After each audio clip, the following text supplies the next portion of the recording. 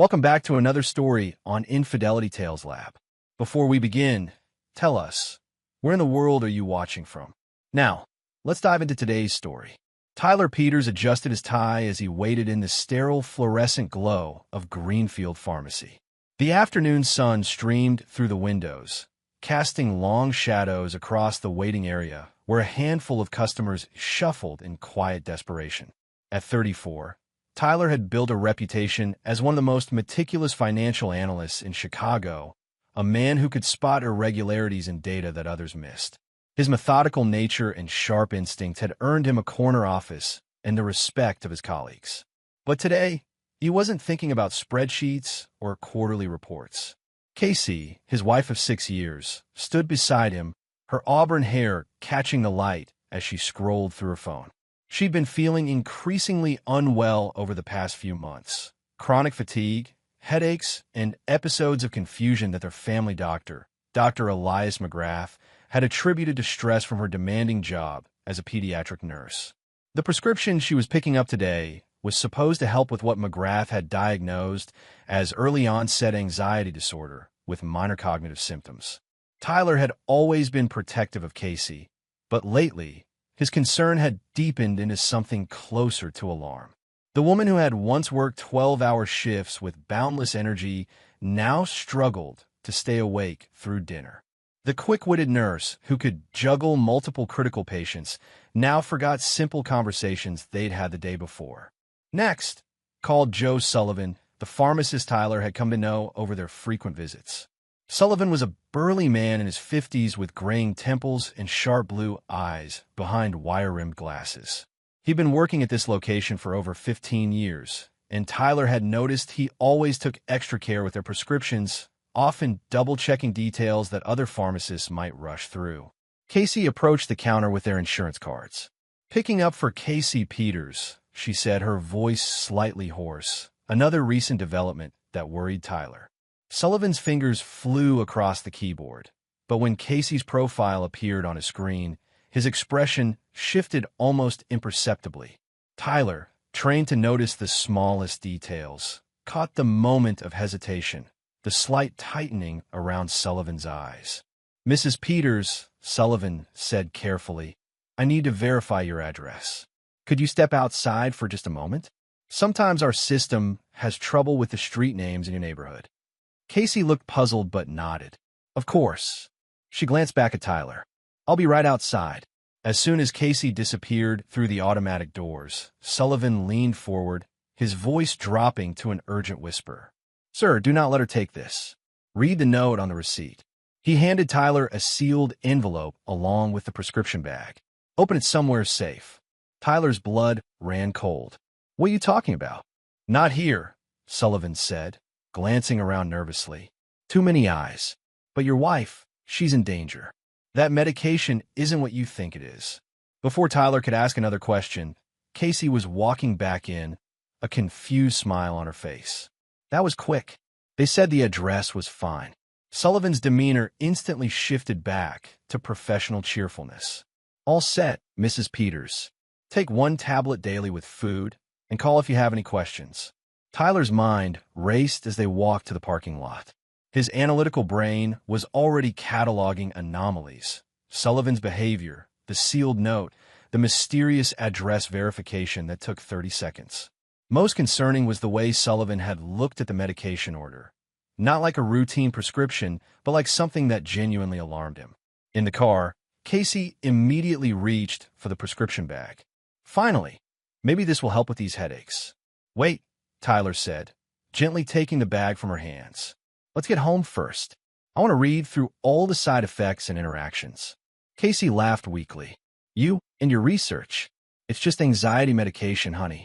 But Tyler was already thinking about Sullivan's warning. In his work, he'd learned that when someone with nothing to gain took a significant risk to share information, it was usually because they discovered something genuinely dangerous. And Joe Sullivan, a man who'd built his career on pharmaceutical accuracy, had just risked his professional reputation to warn them. As they drove home to their modest 2-story house in the suburbs, Tyler made a mental note of every detail from the pharmacy visit. The way Sullivan had isolated Casey, the specific wording of his warning, the careful timing of the address verification ruse. Most telling was Sullivan's genuine fear. Tyler had seen that look before in whistleblowers at corporations he'd investigated. At home, Casey headed straight for the kitchen to start dinner, her movements slower and more deliberate than they used to be. Tyler watched her with new eyes, noting symptoms he'd previously attributed to work stress. The slight tremor in her hands, the way she paused mid-task, as if forgetting what she was doing. The dark circles under her eyes that makeup couldn't quite hide. "I'm going to change clothes," Tyler announced, clutching the sealed envelope. In their bedroom, with the door closed, Tyler carefully opened Sullivan's note. What he saw made his hands shake. "Mr. Peters, your wife's prescription has been altered. The medication she's been taking contains experimental compounds not approved for civilian use. Dr. McGrath has been increasing dosages over time. This batch contains enough to cause permanent neurological damage. I've copied her full prescription history. She's been poisoned slowly over 6 months. I can't report this through normal channels. McGrath has connections. You need to involve law enforcement immediately. I'm risking everything to tell you this. Don't let her take another dose. J. Sullivan." Attached to the note were photocopied records showing Casey's prescription history.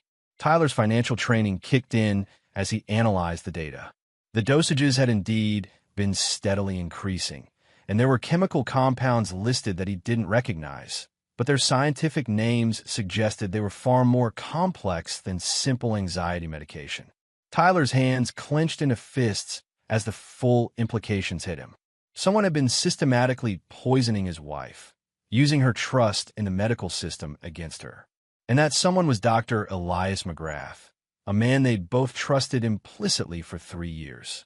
But Tyler's anger was tempered by his analytical nature. This wasn't a crime of passion. It was methodical, calculated, and ongoing, which meant McGrath had a specific motive, and Casey wasn't his only victim. Tyler's mind was already working, formulating a plan. He wouldn't just expose McGrath. He would destroy him completely. First, he needed to ensure Casey's safety without alarming her. Then he would gather evidence. And finally, he would make sure that Dr. Elias McGrath faced consequences that fit the magnitude of his crimes. Tyler carefully folded the note and prescription records, hiding them in his home office safe. As he heard Casey moving around downstairs, he made a silent promise. Whoever was responsible for this would learn that they had chosen the wrong man's wife to target. Tyler barely slept that night. He lay beside Casey, listening to her labored breathing and watching for any signs of distress, while his mind worked through what he'd learned. Every few hours, he'd gently check her pulse, relieved each time to find it steady and strong.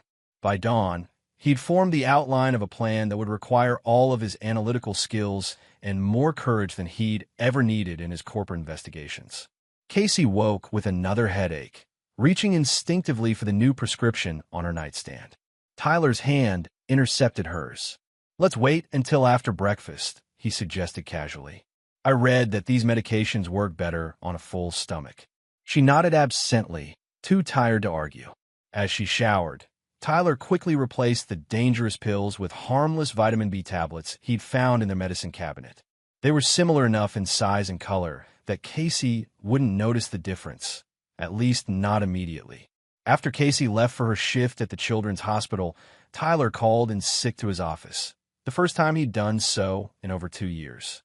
Then he drove back to Greenfield Pharmacy, arriving just as Joe Sullivan was opening for the day. "Mr. Peters," Sullivan said nervously as Tyler approached the counter. "I wasn't sure you'd." "We need to talk," Tyler interrupted quietly. "Somewhere private." Sullivan glanced around the empty pharmacy, then led Tyler to a small office behind the prescription counter. The room was cramped, filled with medical reference books and controlled substance logs that spoke to Sullivan's meticulous nature. "How long have you known?" Tyler asked without preamble. Sullivan rubbed his temples. "I started noticing irregularities about 2 months ago. Your wife's prescriptions, they weren't coming through normal channels. Dr. McGrath was calling them in personally, using override codes that bypassed our usual verification systems. What made you investigate further?" Professional curiosity at first, Sullivan admitted. Then I started researching the compounds he was prescribing. Some of them aren't even legal for human testing yet. That's when I realized what was happening. Tyler pulled out a notebook, a habit from his financial work. Tell me everything about Dr. McGrath. His background, his connections, anything unusual you've noticed. Sullivan leaned back in his chair. Elias McGrath came to town about 4 years ago. Set up a practice quickly, got hospital privileges fast, too fast for someone without local connections. He drives a car worth more than most doctors make in a year, and his office is equipped with experimental diagnostic equipment that costs a fortune. Any idea where his money comes from? That's the thing, Sullivan said, his voice dropping. I have a friend who works in medical billing.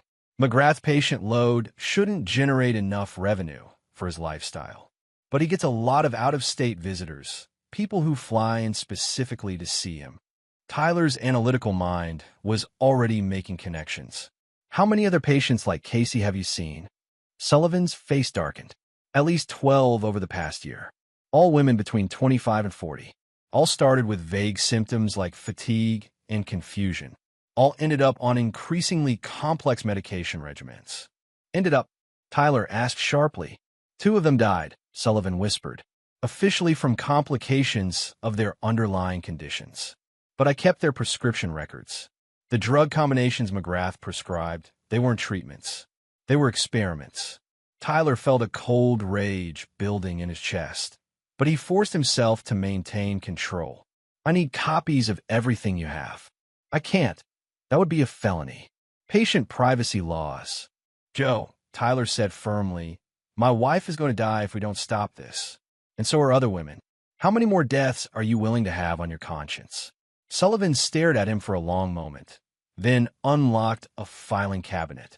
I've been keeping copies off the books, he admitted. I knew someday someone would need this evidence. For the next hour, Sullivan walked Tyler through a pattern of systematic medical abuse that was staggering in its scope. McGrath wasn't just experimenting on individual patients. He was running what amounted to unauthorized human trials, using women's trust in the medical system to test dangerous combinations of experimental drugs. The worst part, Sullivan explained, is that he's clever about it. He stages the experiments to look like legitimate treatment for common conditions. Anxiety, depression, chronic fatigue, symptoms that are hard to verify objectively. Tyler photographed every document with his phone, his hands steady despite the fury building inside him. What about the other pharmacies in town? Is he using them too? No, that's another red flag. He sends all his experimental prescriptions here, probably because he thinks I don't pay attention. But he uses other pharmacies for normal medications, pain relievers, antibiotics, things that don't require special handling. After copying the evidence, Tyler sat back and studied the pattern. McGrath was smart, methodical, and well-connected enough to operate with impunity. But he'd made one crucial mistake. He'd assumed that a small-town pharmacist wouldn't notice his scheme, and he'd underestimated the intelligence of his victims' families. Joe, I need you to do something for me, Tyler said. Can you delay filling any more of McGrath's experimental prescriptions? Make excuses, supply shortages, insurance verification issues, anything that buys time. Sullivan nodded. I've already started. Told his office we're having system problems. Tyler stood to leave, then turned back. One more question. You said McGrath has connections. What kind? I'm not sure, Sullivan admitted. But I've seen him talking to people who don't look like typical medical professionals. Expensive suits, government plates on their cars. And there's something else. He gets shipments from overseas pharmaceutical companies that don't go through normal import channels. Driving home, Tyler's mind raced through the implications. McGrath wasn't just a rogue doctor. He was part of something larger, possibly involving illegal drug trials funded by foreign interests. The scope of the conspiracy was bigger than Tyler had initially imagined, which meant he needed to be smarter and more careful than he'd ever been in his life. But also meant that when McGrath fell, he would fall hard. Tyler spent the rest of the day researching everything he could find about Dr. Elias McGrath. His medical license had been issued in 3 different states, each time after complaints in the previous location. His educational background checked out, but there were gaps in his employment history that suggested he'd been involved in research that wasn't publicly documented. Most interesting was McGrath's financial situation. Tyler's skills in forensic accounting revealed a pattern of income that didn't match his declared patient load. Money was flowing into McGrath's accounts from shell companies and offshore sources, classic signs of illegal activity. When Casey came home that evening, she looked slightly better than she had in weeks. The vitamin substitution was already having an effect, confirming Tyler's suspicion that McGrath medications had been causing her decline. "How are you feeling?" Tyler asked, studying her face carefully. "Actually, a little better," Casey said with surprise. "My headache is almost gone, and I didn't have any of those weird, dizzy spells today." Tyler smiled, masking his rage with genuine relief. "That's great, honey. Maybe the new medication is working." That night, Tyler lay awake planning his next moves. He had evidence of McGrath's crimes, but not enough to guarantee a conviction. He needed more, something that would expose not just McGrath, but the entire network he was part of. And Tyler wanted more than just justice. He wanted McGrath to suffer the way Casey had suffered, to experience the same helplessness and fear that his victims had endured. The plan forming in Tyler's mind was ambitious and dangerous. But as he listened to Casey's peaceful breathing beside him, the first truly restful sleep she'd had in months, he knew he would do whatever it took to protect her and stop McGrath from hurting anyone else. McGrath had chosen the wrong woman to experiment on, and he was about to learn that Tyler Peters was not a man who forgave or forgot. Tyler's investigation intensified over the following week. Using his position at the financial firm, he ran background checks and traced money flows that painted an increasingly disturbing picture of Dr. McGrath's operation. Casey continued to improve daily on the vitamin substitutes, her energy returning and her mental clarity sharpening, proof that McGrath's treatments had been slowly destroying her. The breakthrough came when Tyler decided to investigate McGrath's property holdings. Using public records and his access to financial databases, he discovered that McGrath owned a private research facility outside town, purchased through a web of shell companies that led back to a pharmaceutical conglomerate with known ties to illegal human testing. On Thursday evening, Tyler told Casey he was working late and drove to the facility. Hidden among a cluster of warehouses in an industrial district, the building looked innocuous from the outside, just another medical office complex. But Tyler's trained eye noticed details that didn't fit. Security cameras that belonged on a government facility, not a medical practice, and a parking lot filled with cars bearing license plates from multiple states. Tyler parked across the street and used his telephoto camera lens to document everything he could see. Over the course of 3 hours, he watched a steady stream of women entering the building, all fitting the same profile as Casey and McGrath's other victims. Young, professional, trusting. But what made Tyler's blood run cold was recognizing one of the women, Amanda McLaughlin, a teacher from Casey's yoga class who had mentioned feeling under the weather lately and starting treatment with a new doctor. Tyler's phone buzzed with a text from Joe Sullivan. "Emergency. Can you meet me at the pharmacy after hours?" Back in trance. 20 minutes later, Tyler found Sullivan waiting in the pharmacy's rear parking lot, his face pale with anxiety. "They know," Sullivan said without preamble. "McGrath's people called today asking detailed questions about our conversation. They're getting suspicious." "What did you tell them?" "That we only discussed your wife's medication schedule." "But Tyler, there's something else. I got a call from Amanda McLaughlin's husband this afternoon. She collapsed at work and is in the ICU. Her symptoms match what I was seeing in your wife's progression." Tyler's fists clenched. "How many others are there right now?" "Active patients at McGrath's who are in immediate danger." Sullivan pulled out a handwritten list. 14 that I know of. And based on the prescription timeline, 3 of them are at critical stages. Tyler studied the list, memorizing every name. "Joe, I need you to do something that might cost you your license. I need you to contact these women's families and warn them, the same way you warned me." "I can't." "Yes, you can," Tyler said firmly. "Because if you don't, some of these women are going to die. And when this all comes out, and it will come out, how are you going to live with yourself knowing you could have prevented it?" Sullivan was quiet for a long moment.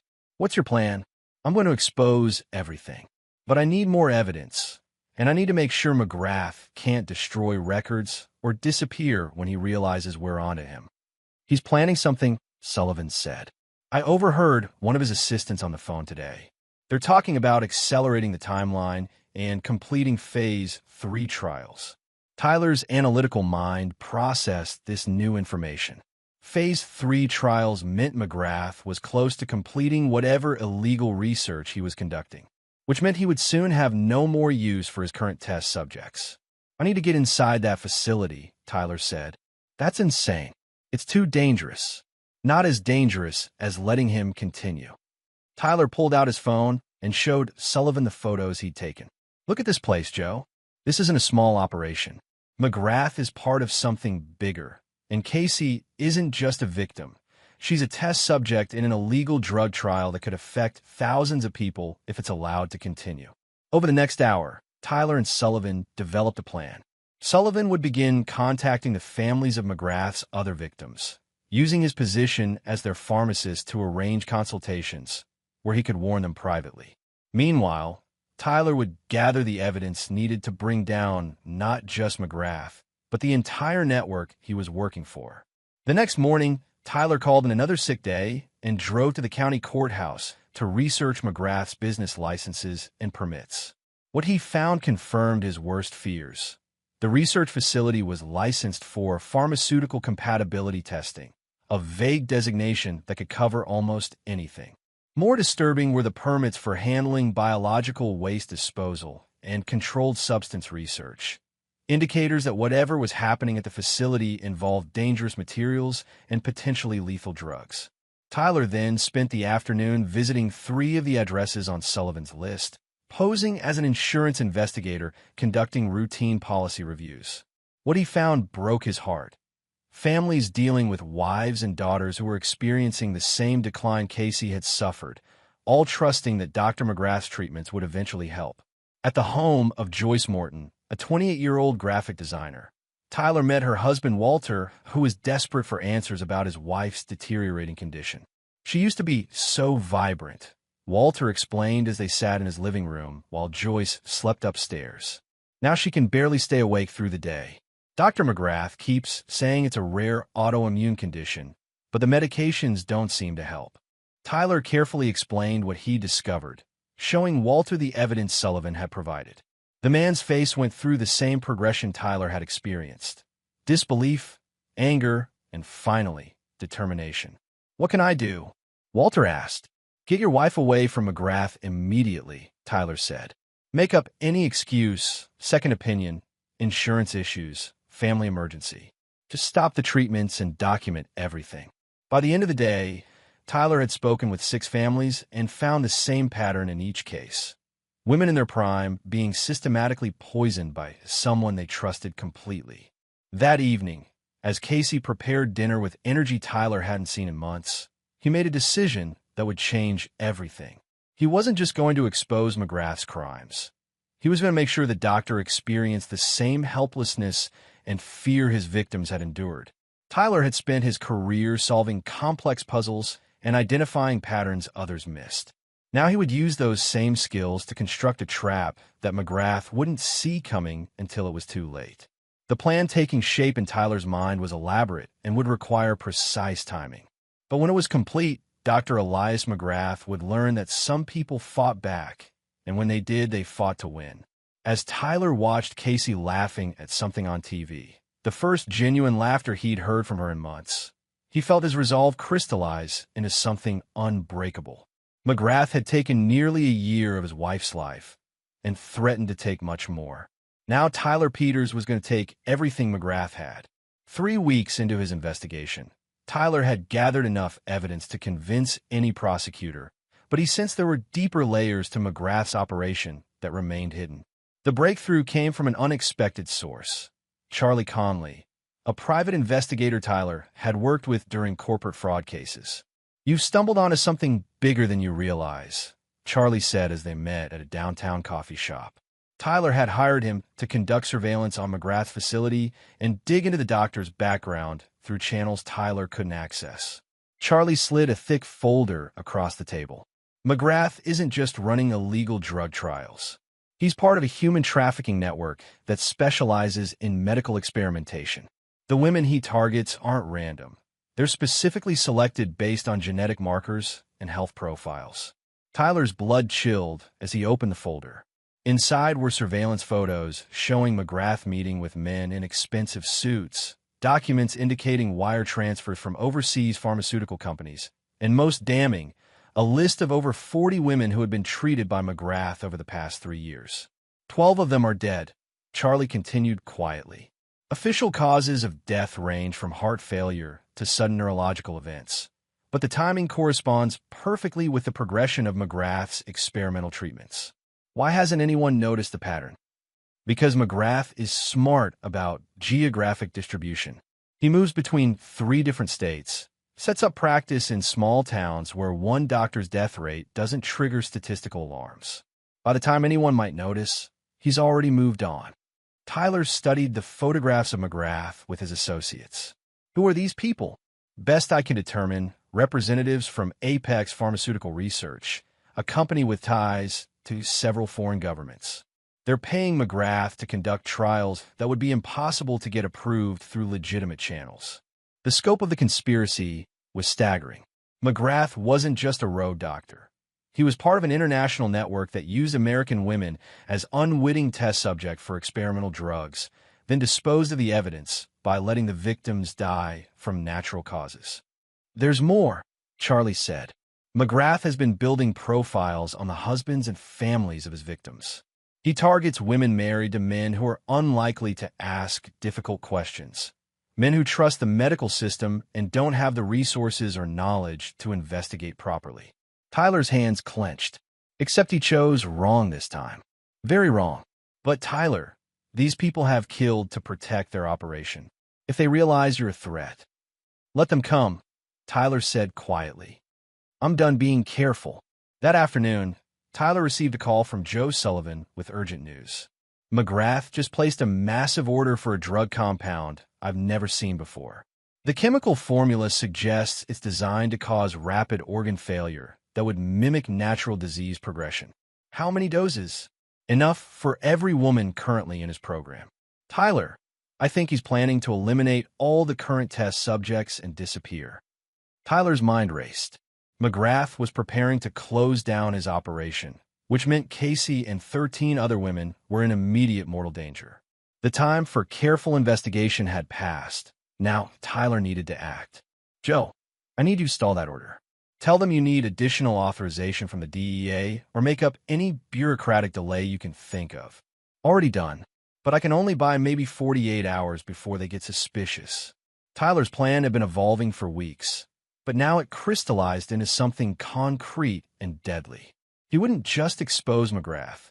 He would use the doctor's own methods against him. That evening, Tyler told Casey he was taking a business trip for the weekend. Just some client meetings in Springfield. I'll be back Sunday night. Casey, who had been feeling so much better lately, smiled and kissed him goodbye. Don't work too hard. You seem stressed lately. If only she knew, Tyler thought as he watched her return to her book. One of many activities she'd regained the energy for since stopping McGrath's medications. Instead of driving to Springfield, Tyler checked into a motel outside town and spent the night preparing. Using his corporate contacts and Charlie's surveillance equipment, he had identified the location where McGrath stored his experimental drugs and kept detailed records of his research. The facility was in the basement of an abandoned medical building that McGrath had purchased through one of his shell companies. Security was minimal. McGrath's arrogance had convinced him that his operation was too secret and sophisticated for anyone to discover. McGrath was wrong. At 2 a.m., Tyler entered the facility through a service entrance that Charlie's reconnaissance had identified as vulnerable. The basement was a maze of laboratory equipment, file cabinets, and refrigerated storage units containing enough illegal pharmaceutical compounds to supply a small hospital. But what Tyler found in McGrath's office made him physically sick. Detailed files on each victim, including photographs tracking their physical deterioration, notes on psychological changes, and clinical observations written with the detached precision of someone who viewed human beings as laboratory specimens. Casey's file was particularly extensive. McGrath had been documenting her decline with scientific thoroughness, noting how different drug combinations affected her mood, energy levels, and cognitive function. The final entry, dated just days before Sullivan's warning, read, "Subject shows optimal response to compound series. Ready for terminal phase protocol." Terminal phase protocol. McGrath had been planning to kill Casey. Tyler photographed everything, but he also did something else. Using his knowledge of McGrath's system and the chemical compounds available in the laboratory, he prepared a special mixture, one that would give McGrath a taste of his own medicine. The beauty of Tyler's plan was its simplicity. McGrath had spent years learning how to poison people slowly and undetectably. Now Tyler would use that same knowledge to ensure that McGrath experienced exactly what his victims had endured: the gradual loss of health, the confusion, the growing fear as his body betrayed him. But Tyler's version would be faster and more targeted. McGrath would have time to understand what was happening to him, time to feel the helplessness his victims had experienced, but not time to develop an antidote or escape. As Tyler prepared to leave the facility, he made one final discovery that sealed McGrath's fate. In a locked filing cabinet, he found contracts with Apex Pharmaceutical detailing plans to expand the operation to include children. McGrath wasn't just a monster who preyed on women. He was planning to start experimenting on kids. Tyler's resolve hardened into something unbreakable. McGrath had forfeited any right to mercy the moment he decided to target children. Now Tyler would make sure the doctor paid for every life he destroyed and every future crime he'd planned. The next phase of Tyler's plan would require perfect timing and nerves of steel. But Tyler Peters had never backed down from a challenge, and he wasn't about to start now. Dr. Elias McGrath was about to learn that some people fought back, and when they did, they fought to win. Tyler spent Saturday morning in his home office, organizing the evidence he'd gathered into a comprehensive case file that would destroy McGrath and his associates. But documentation wasn't enough. Tyler wanted McGrath to suffer the way his victims had suffered, to experience the fear and helplessness that Casey and the other women had endured. The plan Tyler had developed was elegant in its simplicity. McGrath trusted his own expertise completely, believing himself untouchable because of his medical knowledge and powerful connections. That arrogance would be his downfall. At noon, Tyler made a call to McGrath's office using a voice modulation app on his phone.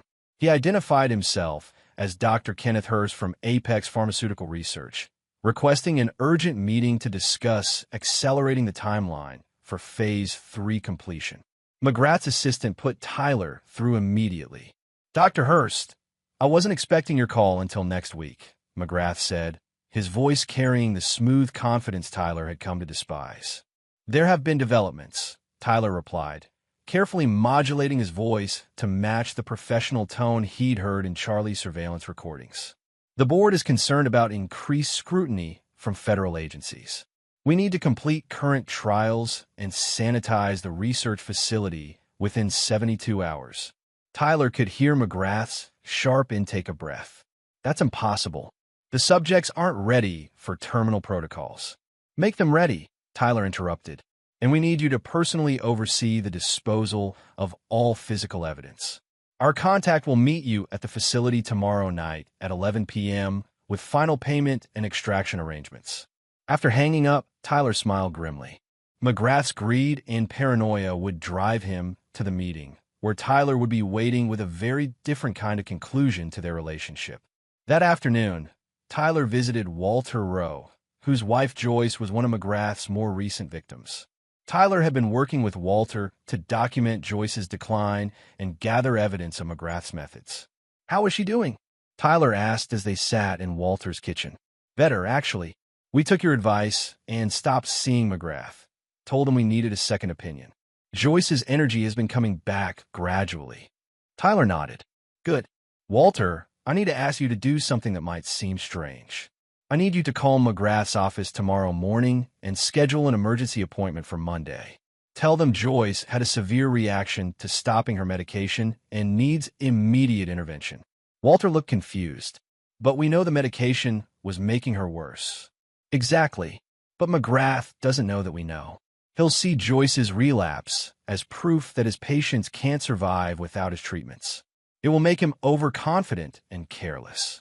Over the next hour, Tyler walked Walter through his role in the larger plan.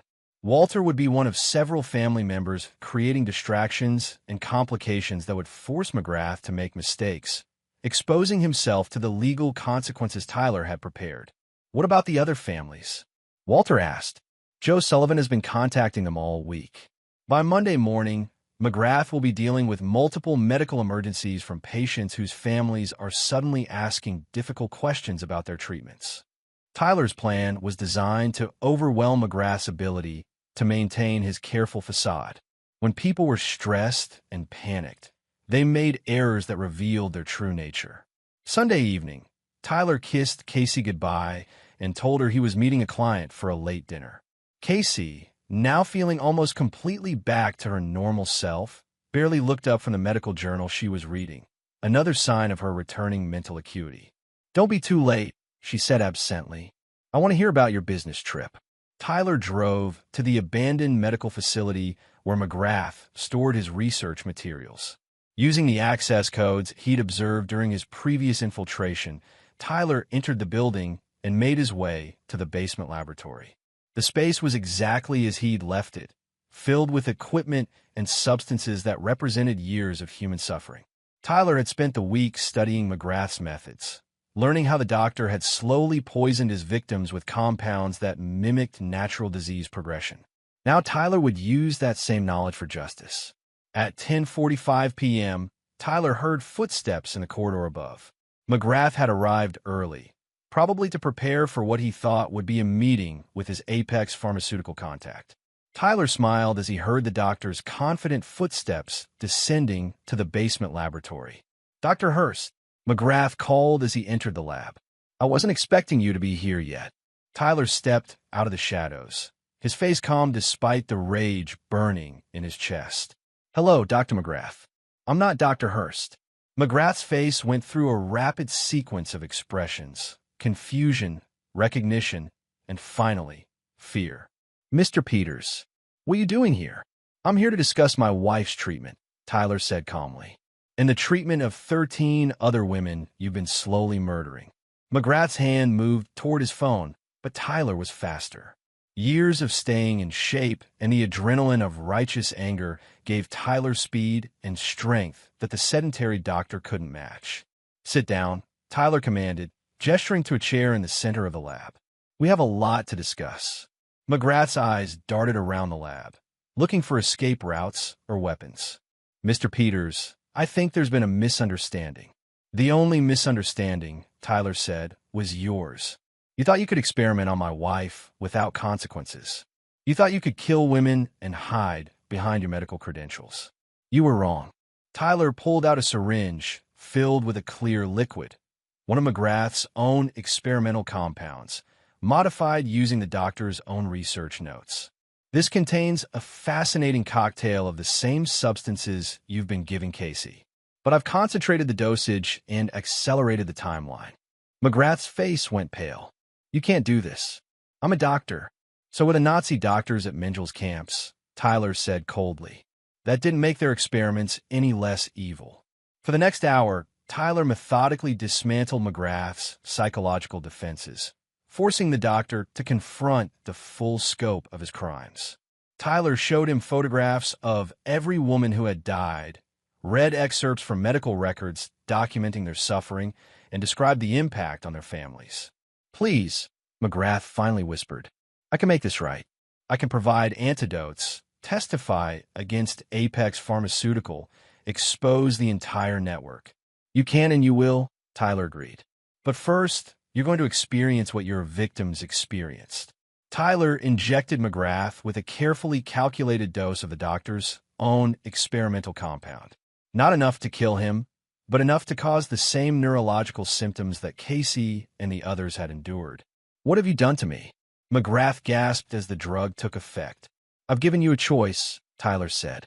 "You can sit here and let the compound run its course, experiencing the same confusion and helplessness your victims felt.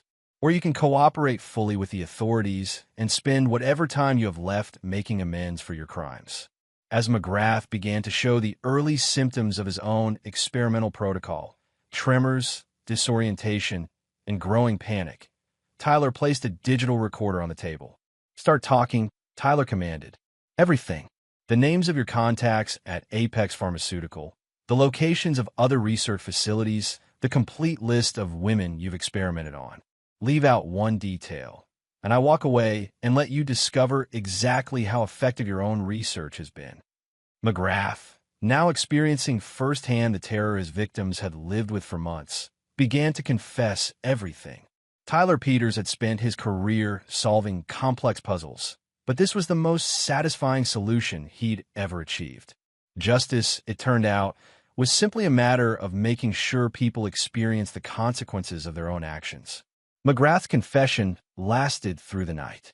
As the experimental compound coursed through his system, the doctor experienced the same progressive neurological symptoms he had inflicted on dozens of women. The tremors started first, followed by confusion and memory lapses that left him grasping for words mid-sentence. Tyler sat across from McGrath, methodically recording every detail of the conspiracy. The depth of the operation was staggering. McGrath had been working with Apex Pharmaceutical for over 5 years, conducting illegal human trials in multiple states while building a network of corrupt medical professionals who helped cover his tracks. "The children's program," McGrath whispered during a moment of clarity, his voice shaking from both the drug effects and growing terror. "They wanted to start testing developmental compounds on pediatric subjects. I told them it was too risky, that we needed more time to perfect the adult protocols." Tyler's jaw clenched. "How many children were you planning to experiment on?" 200 in the initial phase, McGrath admitted, his words slurring as the neurological effects intensified.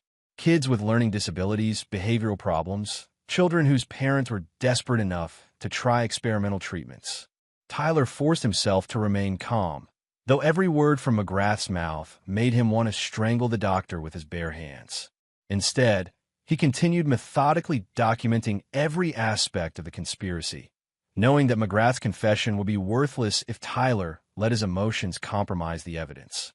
"Tell me about the other doctors," Tyler demanded. "How many people are part of this network?" McGrath struggled to focus, his pupils dilated and his hands shaking uncontrollably. 15, maybe 20. Dr. Lester Travis in Arizona, Dr. Miguel Jensen in Nevada, Dr. Glenn McLean in Florida. They each run similar operations, targeting different demographic groups. As the night progressed, Tyler learned that McGrath's operation was just one node in a vast network of illegal medical experimentation.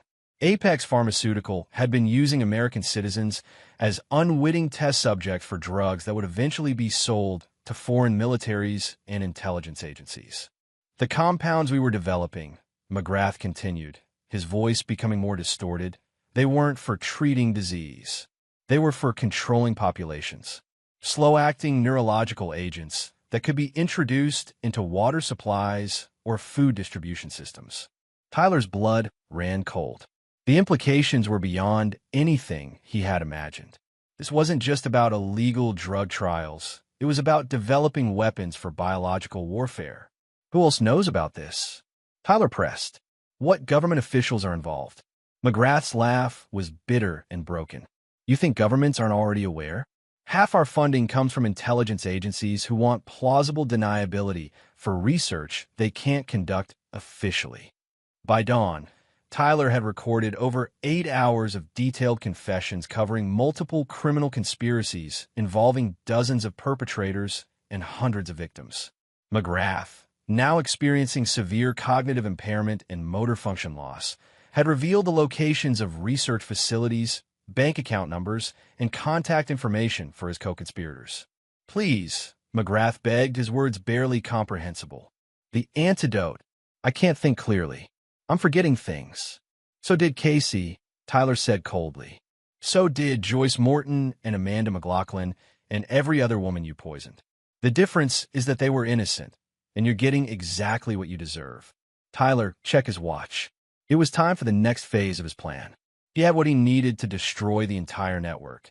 but he wanted to make sure McGrath's downfall was as public and humiliating as his crimes deserved. "Dr. McGrath," Tyler said formally, "I'm going to give you a choice. You can cooperate fully with law enforcement, testify against all your co-conspirators, and spend the rest of your life in prison.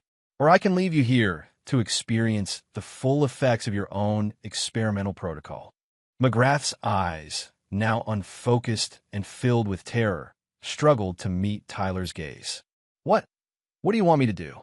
Tyler pulled out his phone and dialed 911. "I want you to confess everything to the police, exactly as you confessed to me. I want you to provide them with all the evidence they need to arrest every person involved in this conspiracy.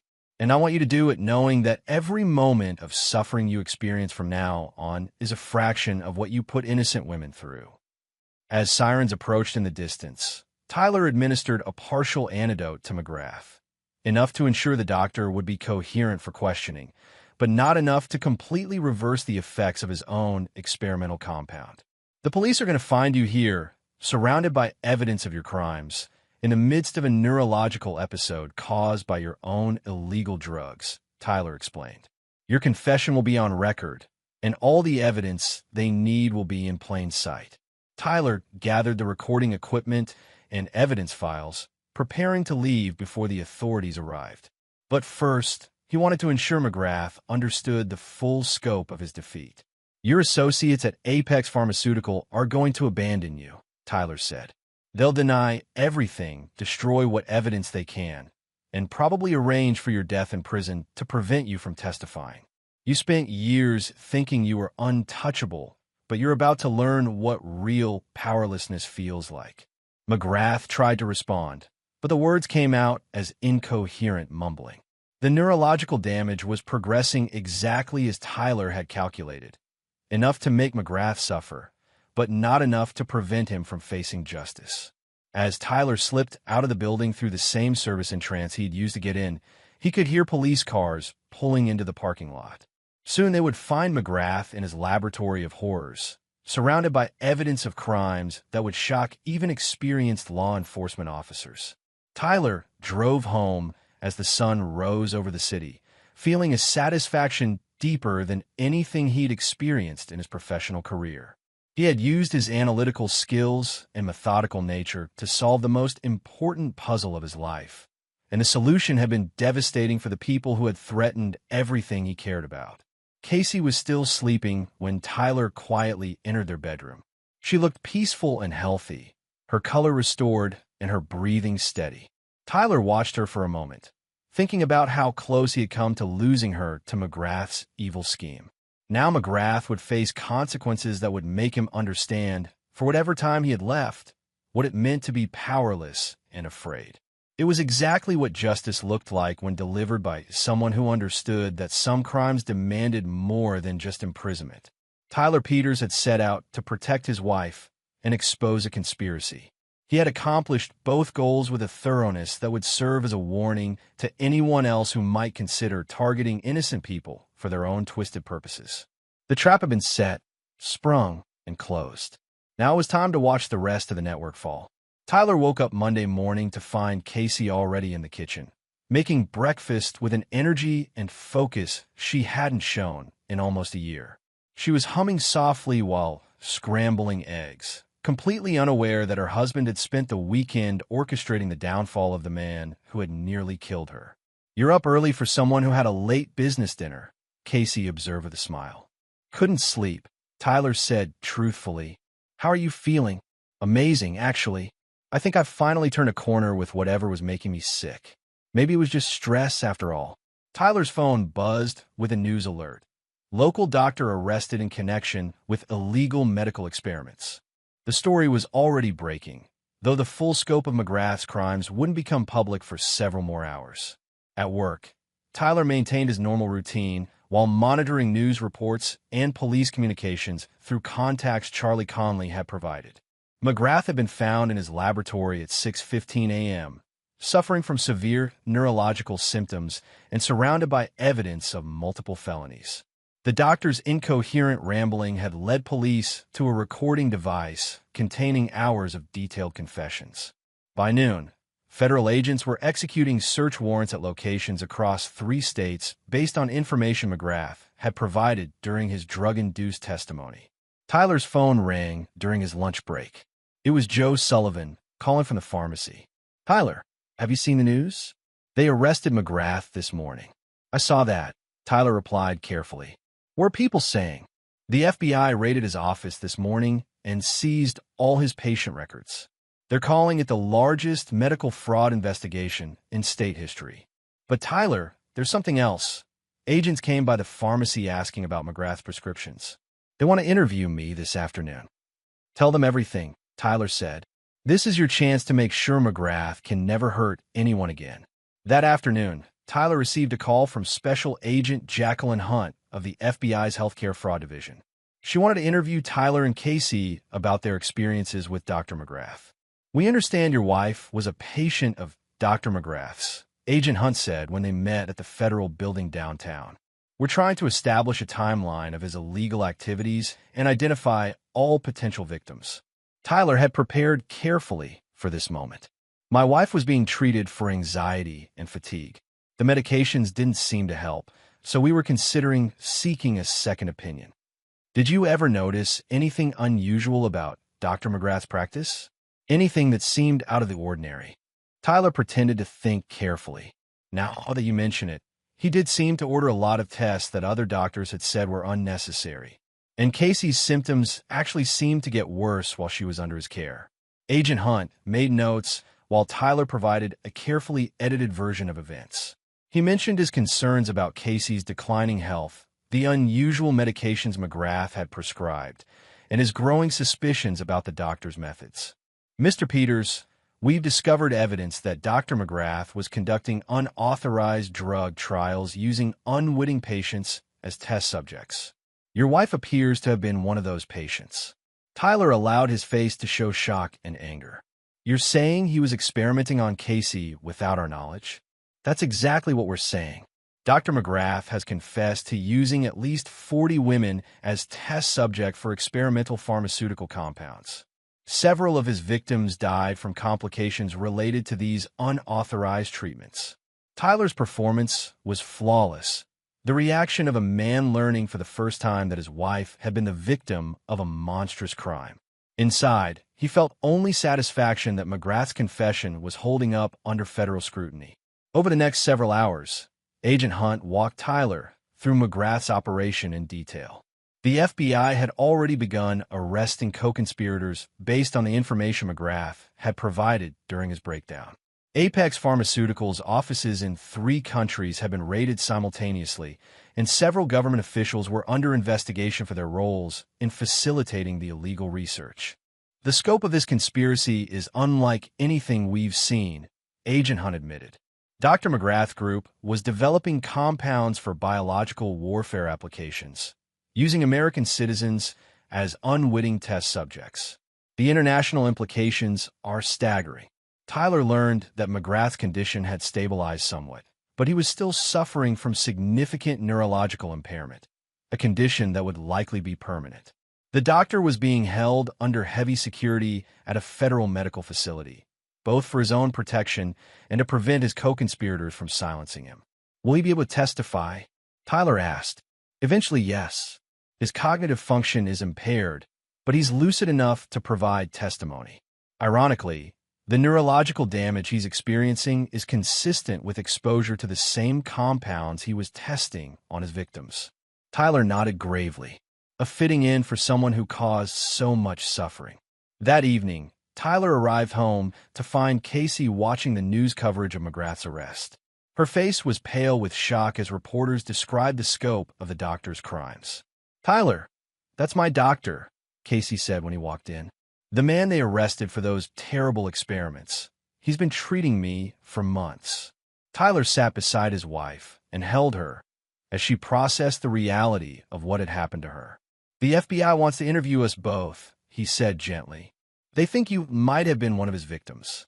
Casey's hands shook as she looked at the prescription bottles on their coffee table, the same medications Tyler had been replacing with vitamins for weeks. "He was experimenting on me?" "It looks that way.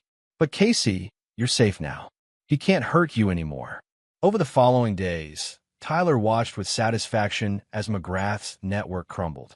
Apex Pharmaceuticals' stock price collapsed as the full scope of their illegal activities became public.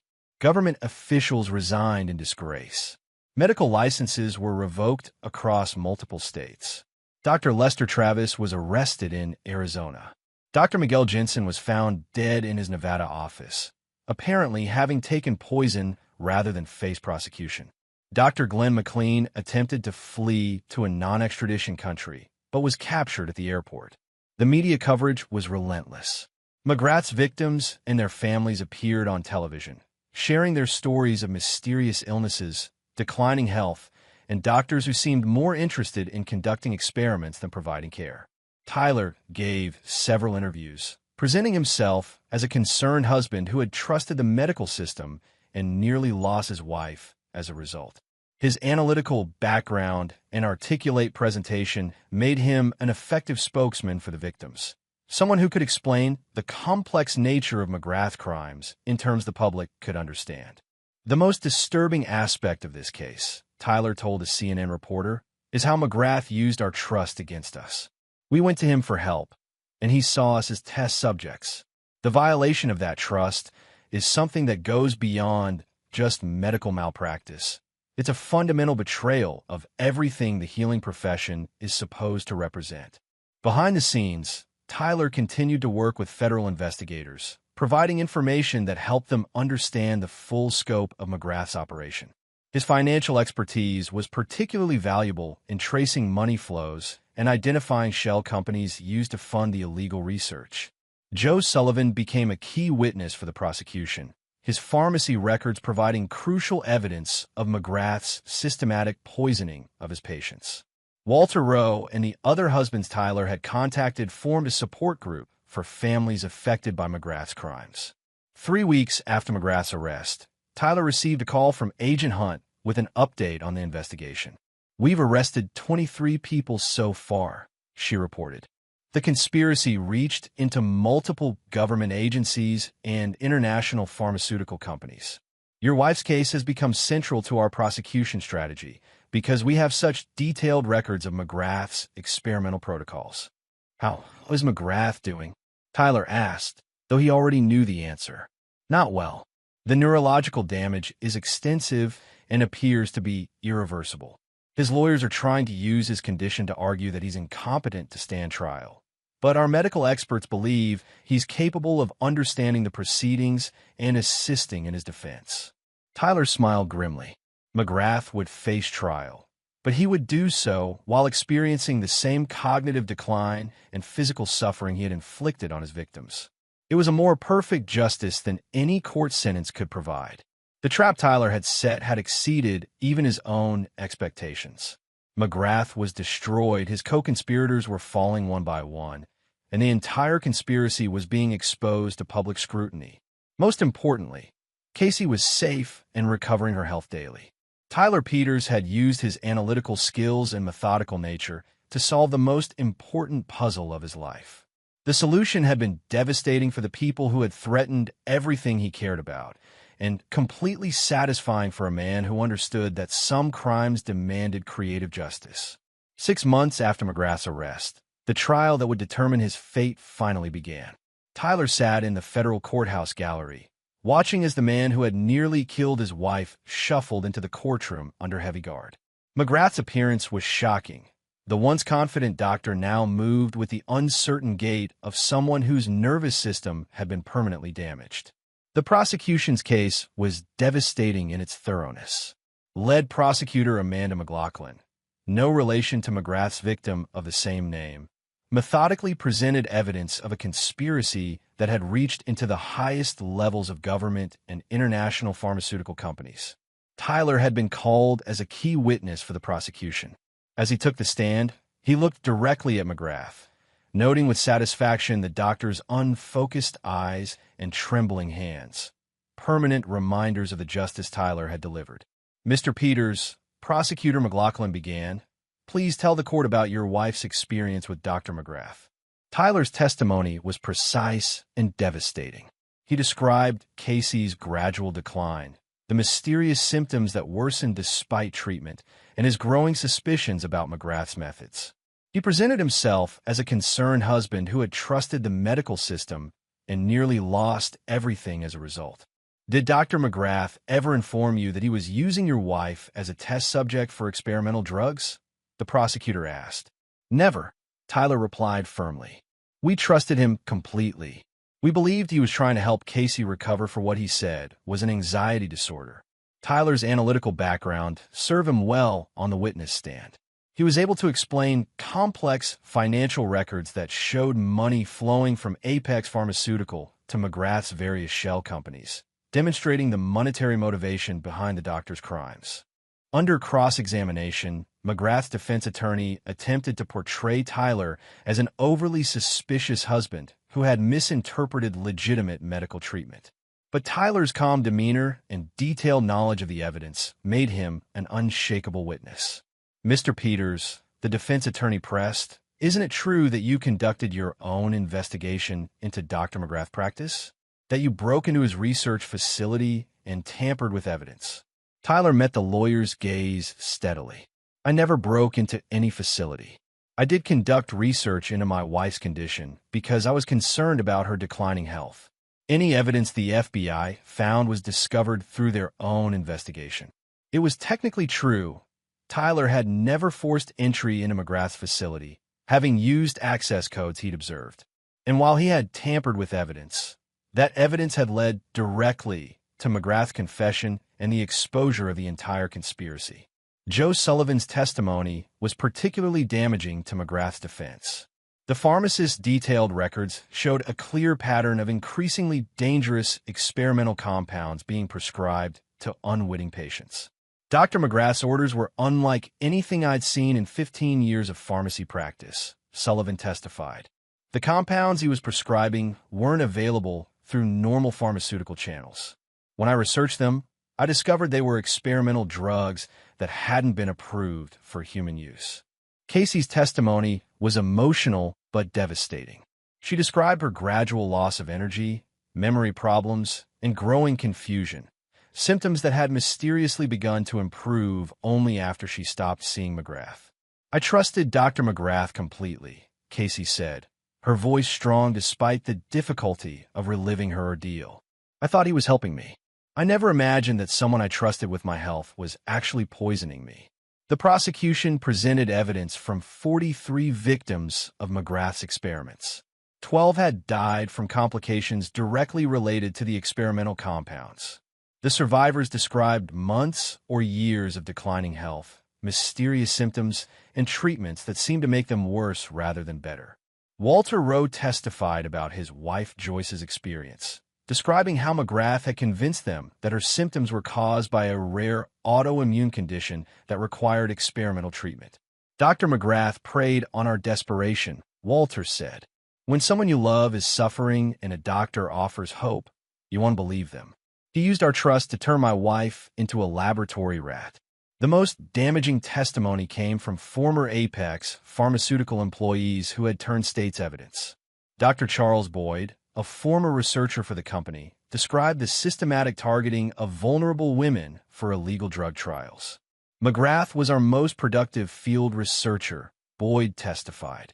He had perfected a method of identifying women who were unlikely to question their medical treatment and whose families lacked the resources to investigate when things went wrong. Boyd revealed that McGrath's operation had been part of a larger program to develop chemical agents for population control and biological warfare. The compounds being tested were designed to cause neurological degradation that would appear to be natural disease progression. The applications were primarily military, Boyd explained. Intelligence agencies wanted substances that could be used to incapacitate enemy populations without leaving obvious evidence of chemical warfare. Throughout the trial, McGrath sat silently at the defense table, his condition preventing him from actively participating in his own defense. His lawyers argued that the neurological damage he'd suffered made him incompetent to stand trial, but court-appointed medical experts determined that he retained sufficient cognitive function to understand the proceedings. Tyler found a grim satisfaction in watching McGrath struggle to follow the testimony. The doctor was experiencing firsthand the confusion and helplessness his victims had endured, unable to fully comprehend the magnitude of his crimes, but aware enough to understand that his life was effectively over. The defense's case was weak and perfunctory. McGrath's lawyers couldn't deny the evidence of his crimes, so they attempted to portray him as a researcher who had gotten caught up in a conspiracy beyond his control. Dr. McGrath was a brilliant physician who was manipulated by powerful interests, his attorney argued during closing statements. He believed he was conducting legitimate research that would ultimately help people. Prosecutor McLaughlin's closing argument was a masterpiece of controlled fury. She systematically demolished any suggestion that McGrath was anything other than a calculating predator who had betrayed the most fundamental principles of medical ethics. Dr. McGrath didn't just violate the Hippocratic Oath, she told the jury. He perverted it. Instead of first, do no harm, his motto was first, see how much harm you can do without getting caught. He turned healing into torture and medicine into murder. The jury deliberated for less than 4 hours before returning with guilty verdicts on all counts: conspiracy, racketeering, murder in the second degree, and numerous counts of assault and medical malpractice. As the verdicts were read, Tyler watched McGrath's face for any sign of reaction. The doctor's expression remained blank, his damaged nervous system preventing him from fully processing what was happening to him. Judge Wesley Landry sentenced McGrath to life in prison without the possibility of parole, plus an additional 200 years for his crimes. The judge's comments during sentencing reflected the magnitude of McGrath's betrayal of public trust. Dr. McGrath, you have committed crimes that strike at the very heart of our society's faith in the medical profession, Judge Landry said. You turned the healing arts into instruments of torture and death. The neurological condition you now suffer appears to be the result of exposure to the same compounds you used to poison your victims. While I cannot approve of vigilante justice, I cannot say that your current condition is undeserved. Tyler allowed himself a small smile at the judge's words. Even the legal system recognized that McGrath was receiving exactly the justice his crimes deserved. After the sentencing, Tyler was approached by reporters seeking his reaction to the verdict. Justice has been served, Tyler said simply. Dr. McGrath will spend the rest of his life in prison, experiencing the same neurological decline he inflicted on his victims. I can't think of a more appropriate punishment for someone who used his medical knowledge to cause suffering instead of preventing it. Outside the courthouse, Tyler was reunited with Casey, who had been waiting with other victims' families. She looked healthier than she had in over a year, her energy and mental clarity fully restored after months of recovery. It's over, Tyler said, holding his wife close. No, Casey replied, looking back at the courthouse where McGrath would spend his remaining years. Now it begins. We're going to make sure this never happens to anyone else. Tyler nodded, thinking about the civil lawsuits that would follow, the congressional investigations that were already beginning, and the regulatory changes that would result from McGrath's crimes. But for now, Tyler Peters was content with the knowledge that he had used his skills to protect the woman he loved and bring down a monster who had thought himself untouchable. The trap had been set, sprung, and closed with a thoroughness that would serve as a warning to anyone else who might consider targeting innocent people for their own twisted purposes. Justice, Tyler reflected, was simply a matter of making sure people experienced the appropriate consequences of their actions. And Dr. Elias McGrath would spend every remaining day of his life learning exactly what those consequences looked like. 1 year after McGrath's conviction, Tyler Peters stood in the conference room of a Washington, D.C. law firm, addressing a congressional subcommittee investigating illegal medical experimentation. The room was packed with reporters, victims' families, and government officials who had been shaken by the scope of the conspiracy Tyler had helped expose. The McGrath case wasn't an isolated incident, Tyler testified. It was part of a systematic program that treated American citizens as expendable test subjects.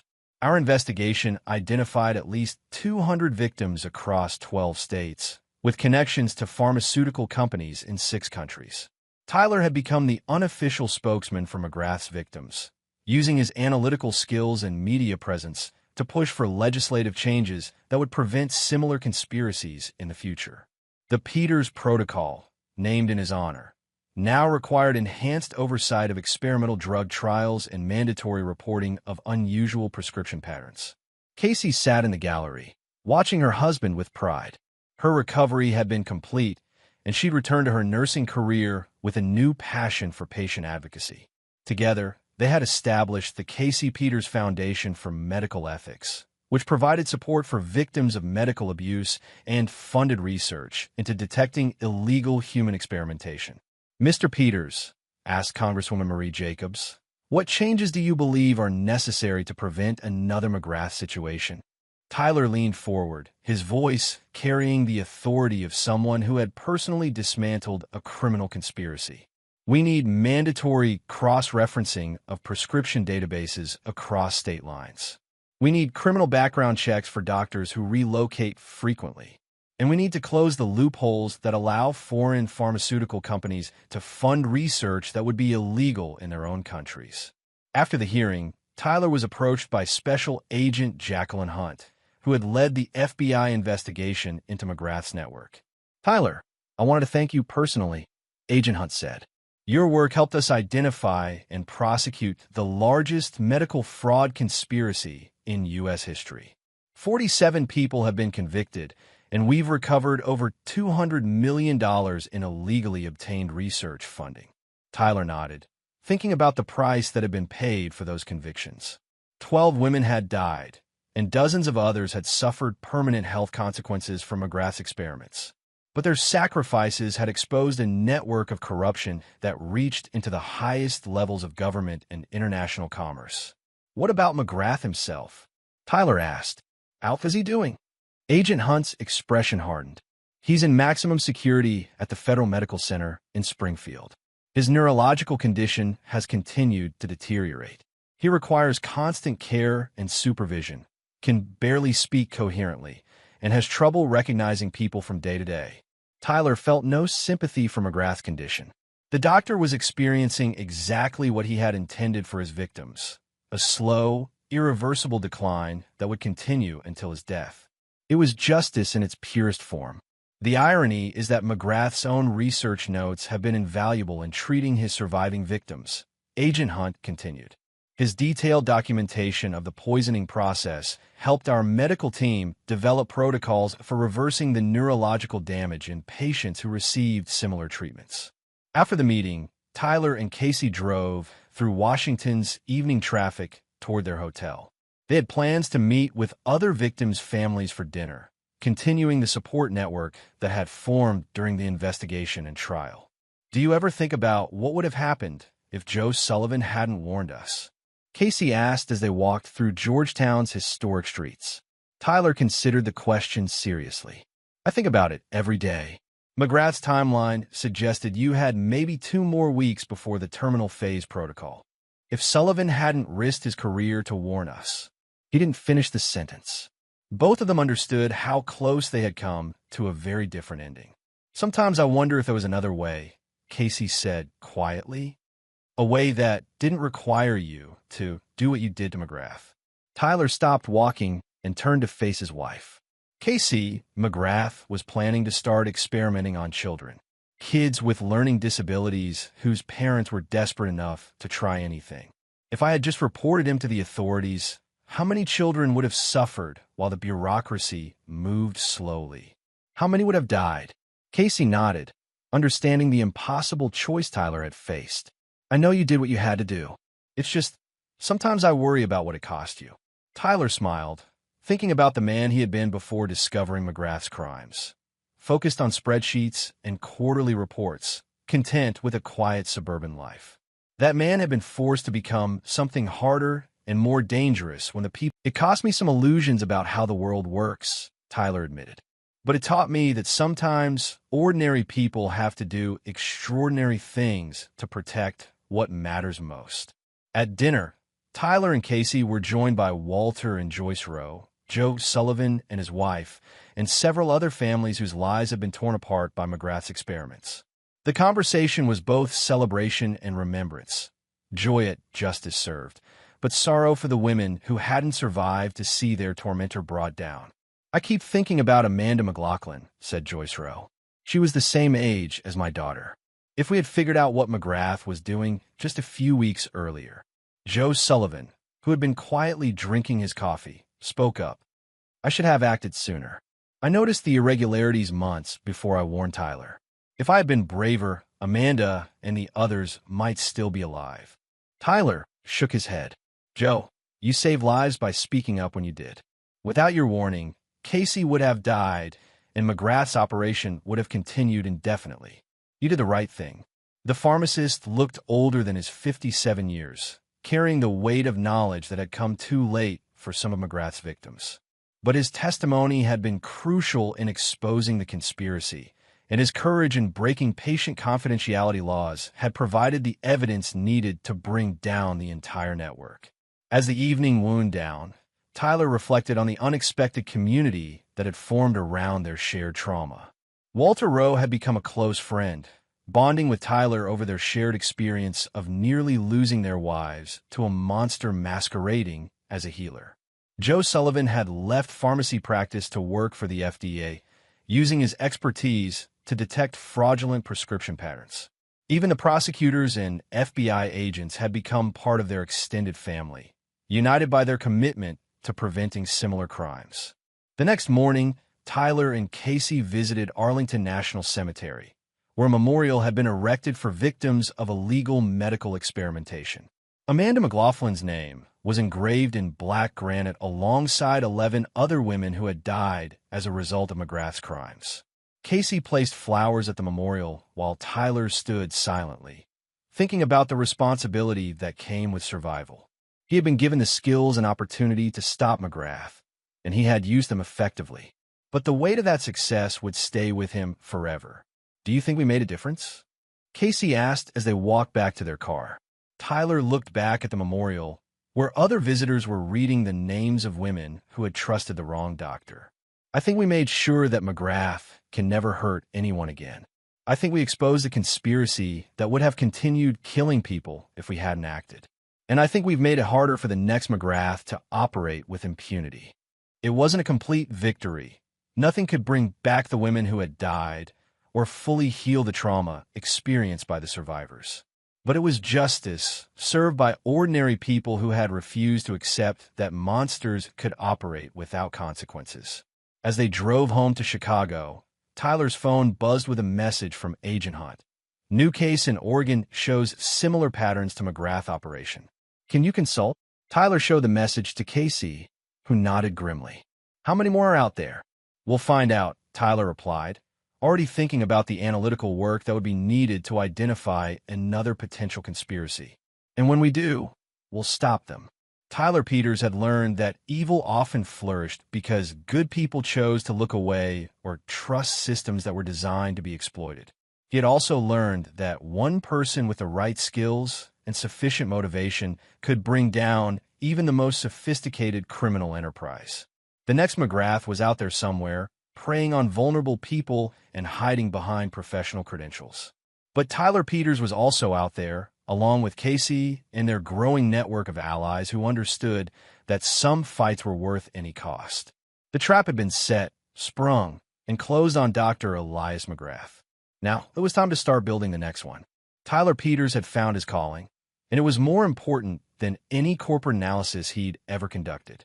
Some puzzles were worth solving regardless of the personal cost, and some victories were measured not in profit margins, but in lives saved. The road ahead would be difficult and dangerous, but Tyler faced it with the confidence of a man who had already proven that intelligence, determination, and moral clarity could triumph over the most sophisticated evil. McGrath was finished. His network was destroyed, and the next predator would learn that Tyler Peters and his allies were watching, waiting, and ready to deliver the justice that the system sometimes failed to provide. And there you have it. Another story comes to an end. What did you think? I'd love to hear your thoughts in the comments below. If you enjoy this story, consider joining our community by subscribing. It means the world to us. For more stories like this one, check out the recommended videos on screen. and I'll see you there. Welcome back to another story on Infidelity Tales Lab.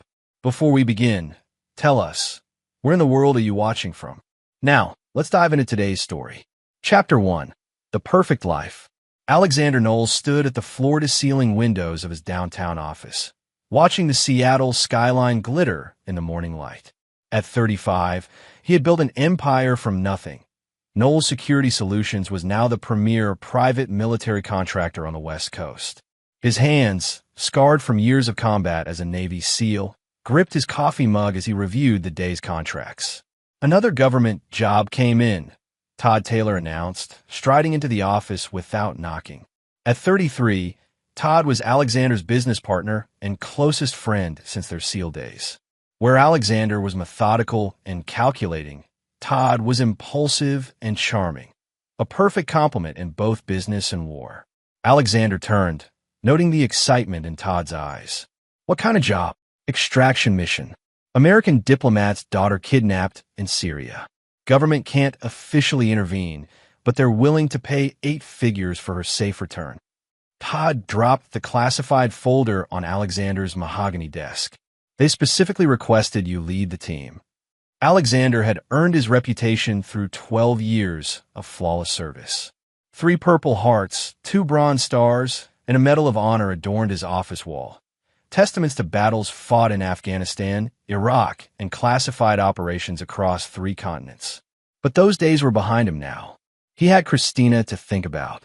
I'll send Mitchell Carey's team, Alexander decided. I'm not taking field ops anymore. Todd's expression shifted, disappointment flickering across his features. Come on, Alex. This is exactly the kind of mission that built our reputation. The client specifically wants the legendary Alexander Knowles. The legendary Alexander Knowles wants to stay alive for his wife. Alexander's tone was final. Besides, Christina and I are planning a trip to Europe next month. 8 years of marriage, and I've never taken her to Paris. The truth was more complicated. Alexander had seen too many good soldiers die for causes that politicians later abandoned. He'd built his company to give operators like himself a choice. Fight for contracts that mattered, get paid what they were worth, and retire with all their limbs intact. Speaking of Christina, Todd said, his voice taking on a strange quality, how is she handling your career change? She's relieved I'm not getting shot at anymore.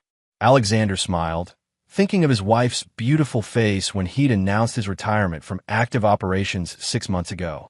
Christina Werner had been the investment banker who'd financed his company's initial expansion. Their courtship had been a whirlwind, brilliant conversations, passionate nights, and a wedding that made the society pages. Must be nice having a wife who understands the business, Todd continued. Mine would probably sell our location to the enemy for a spa day.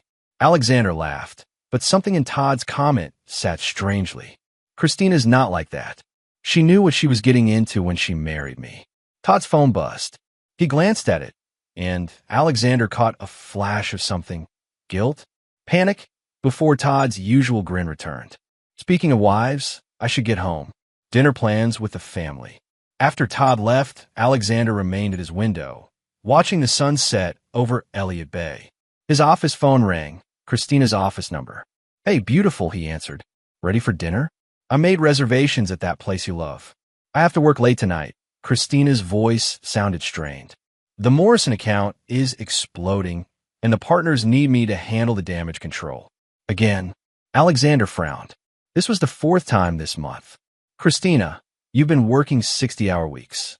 When's the last time we had dinner together? I know. I'm sorry, Alex. Just give me 2 more weeks to get through this deal. Then we can plan that Paris trip, okay? Something in her voice, too bright, too forced, made Alexander's trained instincts prickle. But he pushed the feeling down. This was Christina, not some enemy operative. All right, I love you. Love you too. After hanging up, Alexander decided to surprise her with dinner at the office. Christina's investment firm occupied 3 floors of a gleaming downtown tower. Alexander knew the security guard and could easily get to the 32nd floor where Christina worked. But when he arrived at Morrison & Associates at 8 p.m., the building was dark. The security desk confirmed what Alexander's gut already knew. No one from the investment firm had been in the building past 6. Alexander sat in his car in the parking garage, staring at his phone. Christina's location services showed her iPhone at their Bellevue home, but she just told him she was working late downtown. For the first time in 8 years of marriage, Alexander began to doubt his wife. Chapter 2. Cracks in the Foundation. Alexander spent the next week observing patterns. Christina claimed late nights 4 times, but each time, her phone placed her at home, at the gym, or at locations she never mentioned. When he casually asked about her Morrison account work, she provided vague details that didn't match the firm's actual client roster, information Alexander could access through his security company's financial connections. On Thursday evening, Alexander decided to follow her. Christina kissed him goodbye at 6 p.m., claiming another late night. Alexander waited 15 minutes, then tracked her BMW using the GPS system he'd installed for security purposes. Instead of heading downtown, Christina drove to a luxury apartment complex in Kirkland, the Meridian, known for housing Seattle's young tech elite. Alexander parked across the street and watched through binoculars as Christina entered the building using a key card. She knew the access codes. This wasn't a client meeting. His phone buzzed with a text. "Working late again tonight. Don't wait up. Love you." Alexander photographed the timestamp and Christina's location. 7 months of supposed late nights suddenly made sense. His wife wasn't having an affair with a stranger. She was having an affair with someone who knew their schedule, their security, their lives. The next morning, Alexander hired a private investigator named Raphael Clark, a former FBI agent who owed him favors from their military contractor days. Within 48 hours, Raphael had answers. The apartment belongs to Todd Taylor, Raphael reported in Alexander's office Monday morning. He's been leasing it for 8 months under an LLC. Your wife has been photographed entering and leaving at least 3 times a week for the past 6 months. Alexander stared at the surveillance photos spread across his desk. Christina laughing in Todd's arms. Christina kissing Todd at the apartment's balcony. Christina wearing lingerie Alexander had never seen as she closed the bedroom curtains. "There's more," Raphael continued grimly. "I ran a deeper background check on Taylor. His financial records show some interesting patterns. Large cash deposits that don't match his stated income from your company. Offshore accounts in the Cayman Islands. Wire transfers from shell companies. How much money are we talking about? Conservative estimate? $2 million in the past year. Alex, either Todd's running side operations you don't know about, or someone's paying him for information about your business." Alexander's blood chilled. Knoll Security Solutions handled classified contracts. They knew government operation schedules, diplomat movements, military contractor activities. In the wrong hands, that information was worth millions to hostile foreign governments. "I need you to dig deeper. Find out who's paying Todd and what information he's selling." Alexander's voice was deadly calm. "And Raphael? Keep this completely confidential. Tell no one." After Raphael left, Alexander sat alone in his office, pieces of a horrifying puzzle assembling in his mind. Todd had access to all their company's contracts. He knew which missions Alexander might personally take. He knew their security protocols, their government contacts, their operational procedures. 8 months ago, Todd had started pushing Alexander to take more dangerous field operations. The Syria extraction job wasn't the first. Todd had been suggesting increasingly risky missions, each time specifically requesting Alexander lead the team personally. Alexander opened his secure laptop and accessed their contract database. Over the past 8 months, Todd had recommended 7 high-risk operations in hostile territories. Alexander had turned down all of them, sending other team leaders instead. But what if one day Alexander said yes? His secure phone rang, a government number. "Knowles. Mr. Knowles, this is Colonel Marcus Hand, JSOC. We have a situation requiring immediate attention. American journalist captured by insurgents in Afghanistan. The State Department needs plausible deniability for an extraction." Alexander felt ice in his veins. "What's the timeline?" "Wheels up in 6 hours. "And Mr. Knowles?" "The journalist is Jonathan Knowles. I believe he's your brother." Alexander's younger brother had left the SEALs 2 years ago to become a war correspondent. Jonathan was fearless, idealistic, and currently being held by the same insurgent network that had cost Alexander 3 good men on his last official mission. "I'll take the job," Alexander heard himself say. "Excellent. Todd Taylor has already volunteered to handle support logistics from your end. Seems he specifically requested to coordinate this operation." Alexander hung up, his mind racing. Todd knew about Jonathan's capture before Alexander did. Todd had volunteered for support logistics, meaning he'd know Alexander's exact route, timing, and extraction plans. This wasn't a rescue mission. This was a trap. Chapter 3. The Setup. Alexander had 4 hours to prepare for what he now understood was an assassination attempt orchestrated by his best friend and his wife. The smart move would be to decline the mission and expose Todd's betrayal. But Jonathan was still in enemy hands, and Alexander never left a man behind, especially not his brother. Instead, Alexander began planning his own trap. He called Mitchell Carey, his most trusted team leader, on a secure line. "Mitchell, I need you to assemble a shadow team, completely off the books. Don't tell Todd or anyone else at the company. What's the situation? I'm being set up. The Afghanistan extraction is a trap, but my brother is the target, so I have to go. I need you to follow 48 hours behind with a cleanup crew."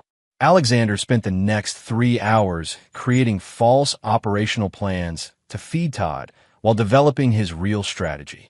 He installed hidden tracking devices in his gear and created dummy communication protocols. Most importantly, he recorded a detailed video confession explaining Todd and Christina's betrayal, to be released if he didn't return. At the final briefing, Todd was unusually eager to review Alexander's mission parameters. "Standard extraction protocol?" Todd asked, taking notes. "Modified. I'll be going alone first to assess the situation." Alexander fed Todd false coordinates, false timing, and false extraction routes. "Can you coordinate with our government contact to ensure air support is positioned correctly?" "Absolutely." Todd's eyes gleamed. "I'll make sure everyone knows exactly where you'll be." Alexander boarded the transport plane with murder in his heart. Whoever Todd was working for would be expecting Alexander at the wrong coordinates at the wrong time. Meanwhile, Alexander would be hitting the real target location with backup plans Todd couldn't sabotage. But 14 hours later, as Alexander parachuted into the Afghan mountains, he realized his calculations had been wrong. The insurgents were waiting at the correct coordinates. They knew his real plan, not the false one he'd given Todd, which meant the leak wasn't just Todd. As enemy fire erupted around his landing zone, Alexander understood with crystal clarity that his betrayal went deeper than he'd imagined. Someone else in his inner circle was feeding information to his enemies. Someone who had access to his real plans. Someone he trusted completely. Alexander hit the ground running, bullets whining past his ears, his faith in everyone he'd ever loved shattered like glass. Chapter 4. The Cage. The cell was a concrete box 8 feet by 6 feet, carved into the mountainside like a tomb. Alexander had been their prisoner for 6 days, beaten daily by interrogators demanding information about American military operations. His left eye was swollen shut, 3 ribs were cracked, and his hands were raw from the zip ties that bound them behind his back. But Alexander Knowles had endured worse. He focused on survival, on gathering intelligence, on waiting for the opportunity that always came if you were patient enough. The insurgent compound was smaller than expected, maybe 20 fighters total. They moved with the discipline of former military, not the chaotic energy of typical militants. Someone was training them. Someone was funding them. Someone with intimate knowledge of American special operations. On the 7th night, Alexander heard voices outside his cell speaking English. "The transfer goes through tomorrow," a man's voice said. American accent, educated. "Once Knowles breaks, we'll have everything we need about their government contracts. And if he doesn't break?" Another voice, also American. "Then we kill him and blame the insurgents. Either way, the objectives are met."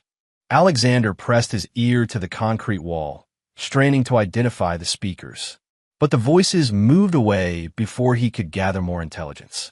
On the 8th night, everything changed.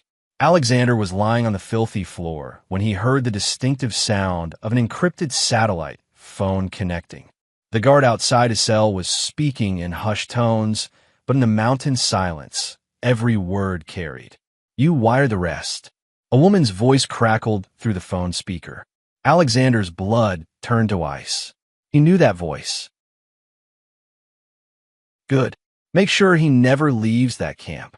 It was Christina, his wife, his partner of 8 years. The woman who'd held him after nightmares, who'd celebrated every business success, who'd promised to love him until death. Alexander pressed himself against the wall, his heart hammering as the conversation continued. "What about the brother?" the guard asked. "Kill him too, if necessary. We can't have loose ends." The call ended, leaving Alexander alone with the magnitude of his wife's betrayal. This wasn't just about money or adultery. Christina and Todd had sold him to enemy forces. They'd arranged for his capture, his torture, his murder, and they were willing to kill Jonathan to cover their tracks. Alexander closed his eyes and began to plan. Not escape, that would come later. He began to plan revenge. The next morning brought a new horror. Alexander's cell door opened, and a figure stepped into the dim light. Gray hair, weathered face, expensive tactical gear that looked out of place in the mountain compound. "Hello, son." Edwin Werner, Christina's father. The man who'd walked her down the aisle 8 years ago. The man who'd welcomed Alexander into the family with firm handshakes and fishing trips. Edwin knelt beside Alexander's bound form, producing a combat knife that glinted in the pale light filtering through the cell's barred window. "Shouldn't have married my daughter," Edwin sneered, pressing the blade to Alexander's neck. "She'll be rich when you're gone." Alexander stared into the eyes of his father-in-law, understanding dawning like a sick sunrise. This wasn't a sudden betrayal. This had been planned for years. Christina's marriage to him, Todd's friendship, their business partnership, all of it had been orchestrated to get close to Alexander's government connections. "You want to know the beautiful part?"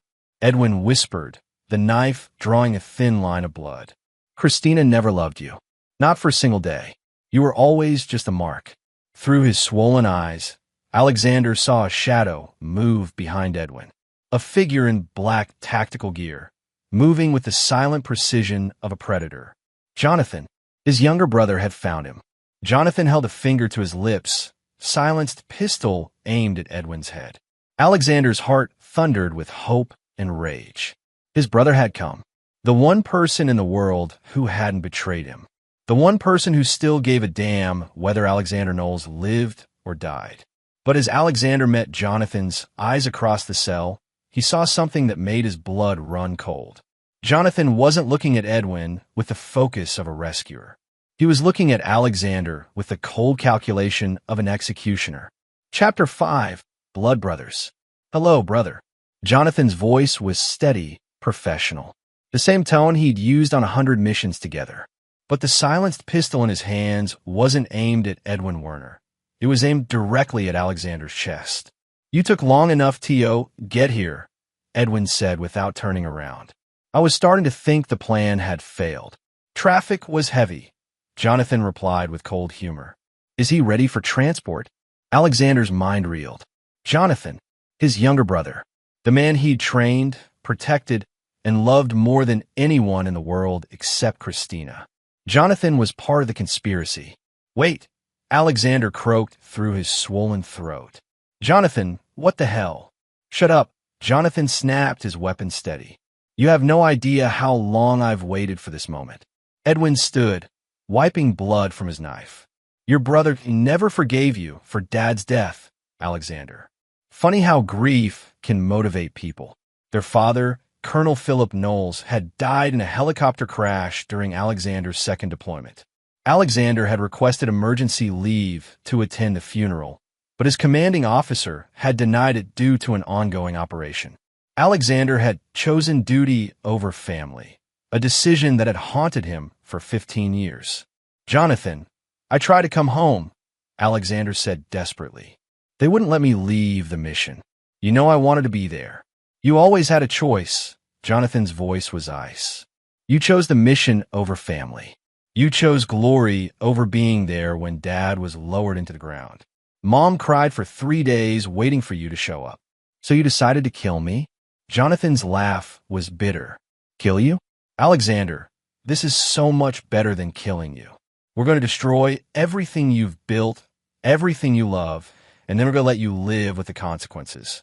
Edwin checked his watch. The extraction team arrives in 2 hours. Are we ready for phase 2? Christina's already initiated the business transfer, Jonathan confirmed. By tomorrow, Knoll's Security Solutions will be renamed Werner Taylor Enterprises. Your company, your contracts, your reputation, all of it belongs to us now. Alexander felt the world spinning. The business partnership agreement gives Todd controlling interest if you're declared dead or mentally incompetent, Jonathan finished. And Christina, as your wife, inherits your personal shares. Combined with my testimony that you've been exhibiting signs of PTSD and dangerous behavior, the courts will have no choice but to declare you unfit. This has been years in the planning, Edwin added with satisfaction. Christina researched you for 6 months before that chance meeting at the bank. She knew exactly what kind of man would fall for her act. Alexander closed his eyes, seeing his marriage with horrible clarity. Christina's enthusiasm for his war stories, her interest in his business operations, her encouragement to take on riskier contracts, all of it calculated manipulation. The beautiful part, Jonathan continued, is that everyone will believe it. The war hero who finally cracked under pressure. The loving wife who tried to help but couldn't save him from his demons. The business partner forced to take control to protect their clients. And me? Alexander asked. You'll be found wandering the Afghan mountains, clearly suffering from a psychotic break. The military will quietly retire you with a medical discharge. Christina will play the grieving wife who's moving on with Todd, your former best friend who's helping her heal.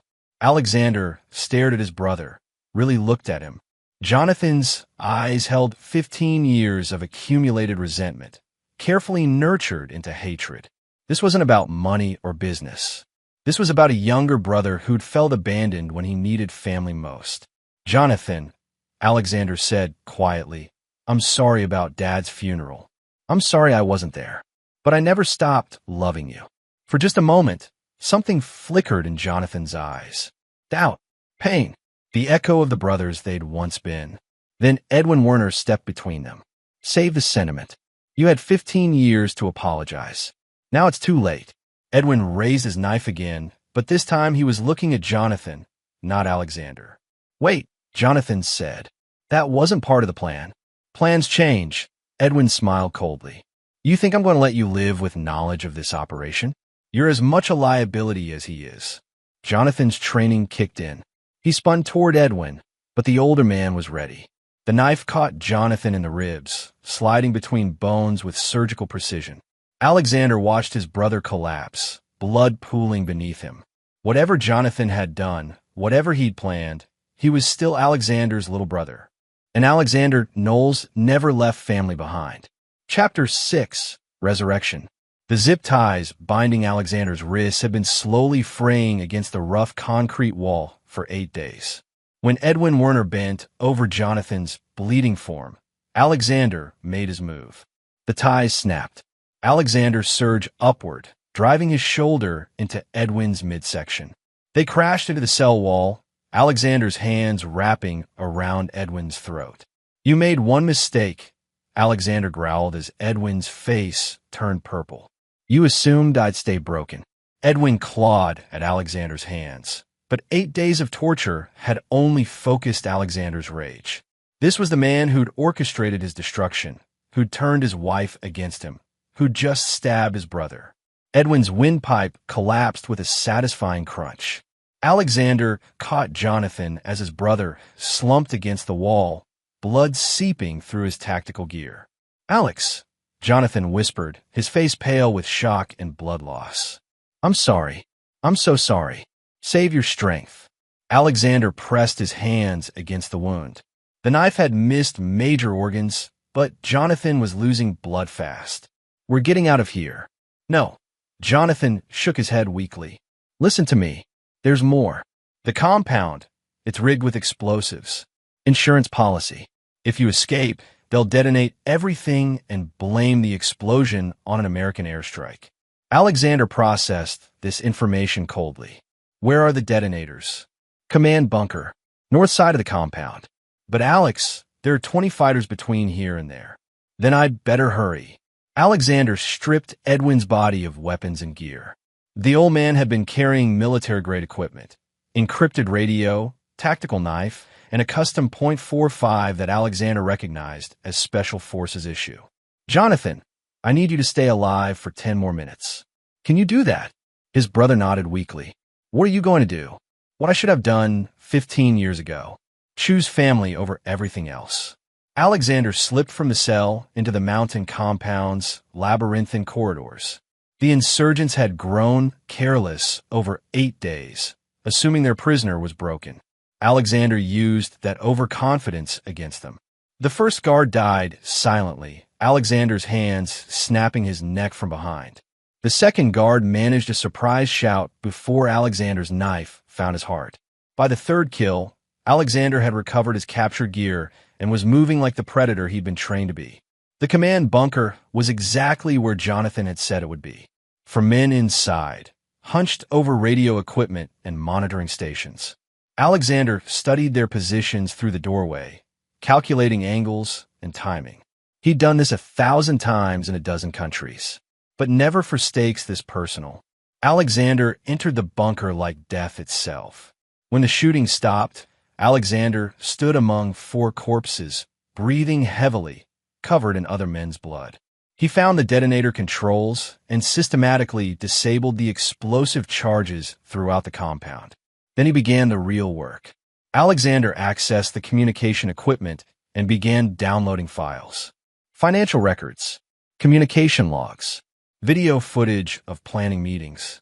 Everything he needed to identify every person involved in the conspiracy against him. What he found was worse than he'd imagined. The conspiracy included Todd and Christina, obviously. Edwin Werner had been the financial backer. Jonathan had provided intelligence about Alexander's psychology and family vulnerabilities. But there were others. Government contacts who'd leaked classified information. Business competitors who'd funded the operation to acquire Alexander's contracts. Foreign agents who'd paid millions for access to American military intelligence. The betrayal wasn't just personal, it was treason on a massive scale. Alexander uploaded everything to secure servers he controlled, then started a timer on the compound's own demolition charges. He had 20 minutes to get Jonathan out before the mountain became a crater. He found his brother where he'd left him, barely conscious but alive. Time to go, Alexander said, lifting Jonathan onto his shoulders. Alex, Jonathan whispered as they moved through the compound corridors. The apology? I'm in it. I've hated you for 15 years for something that wasn't your fault. We'll talk about it when we're safe. Will you forgive me? Alexander paused at the compound's exit, looking out at the Afghan mountains where an extraction helicopter would be waiting. Behind them, 15 minutes remained on the demolition timer. Ahead lay a future where Alexander would have to decide what justice looked like. I forgive you, Alexander said finally, but I'll never forgive them. Jonathan was quiet for a long moment. What are you going to do? Alexander's smile was cold as winter steel. I'm going to go home and show Christina and Todd what happens when you betray Knowles. The explosion that consumed the compound could be seen for 30 miles. Official reports would blame the destruction on a successful American military strike against insurgent forces. No one would ever know that Alexander Knowles had single-handedly dismantled the network that betrayed him. But that was just the beginning. Chapter 7. The Homecoming.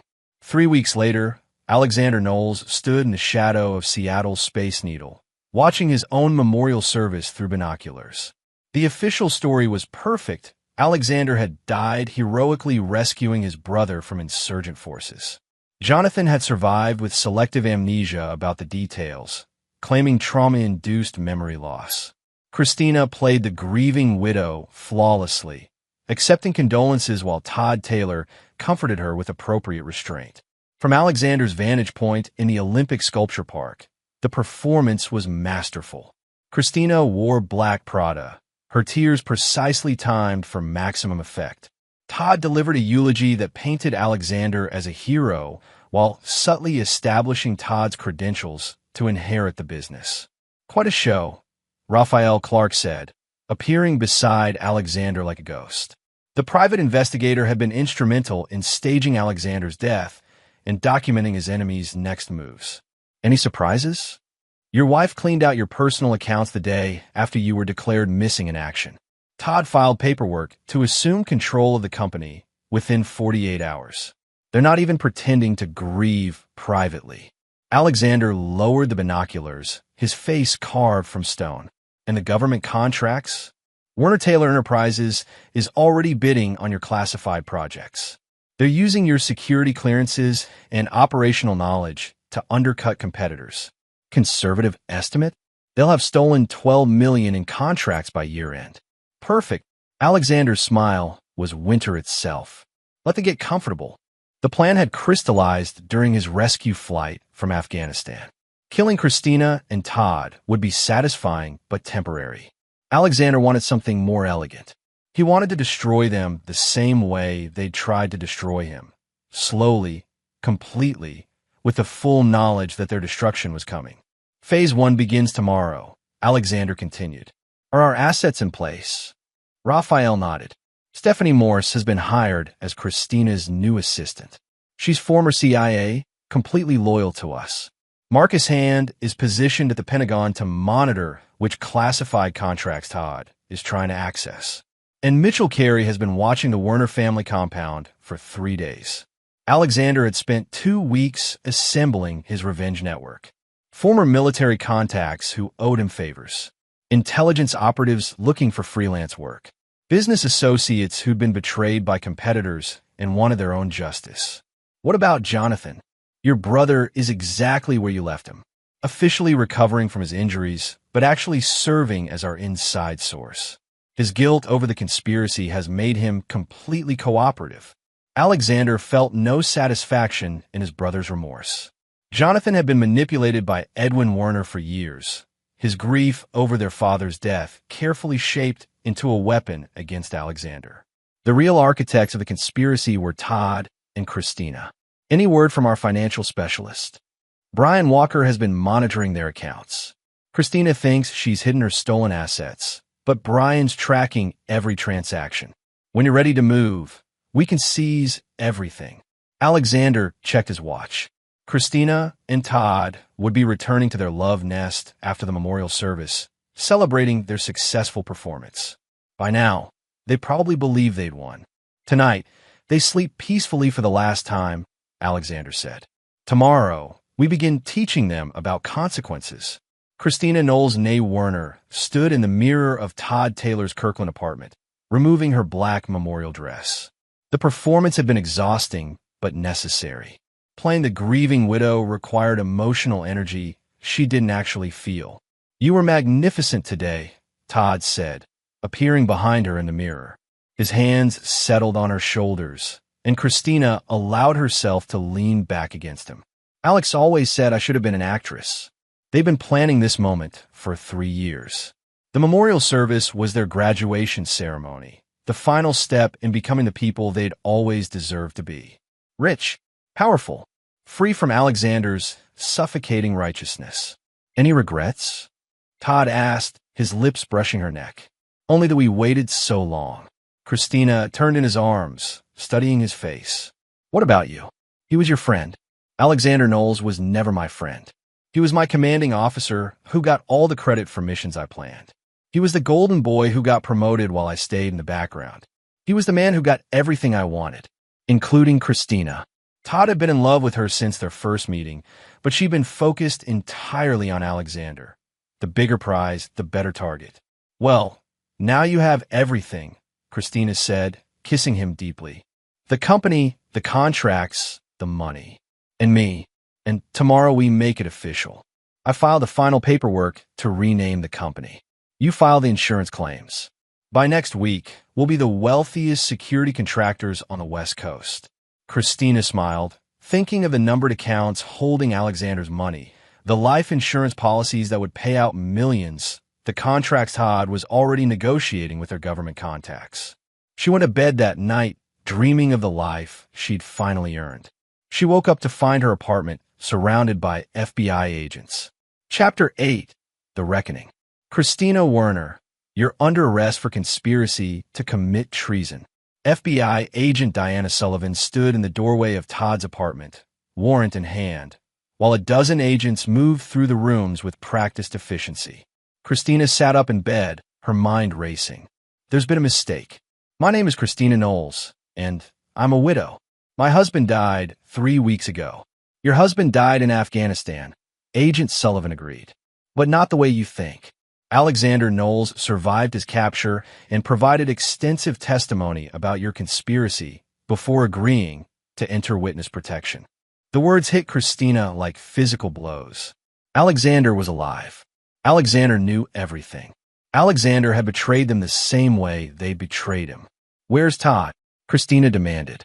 Mr. Taylor is currently being arrested at his office. We've also arrested Edwin Werner, Jonathan Knowles, and 12 other individuals connected to your network. Through the apartment's windows, Christina could see news vans gathering. By noon, the story would be everywhere. The grieving widow who'd actually conspired to murder her war hero husband. I want a lawyer. You'll need one. The charges include conspiracy to commit murder, treason, fraud, money laundering, and conspiracy to sell classified information to foreign agents. As the FBI agents led Christina away in handcuffs, she caught a glimpse of a familiar figure across the street. Alexander Knowles stood beside a black SUV, very much alive, watching her destruction with cold satisfaction. Their eyes met through the apartment window.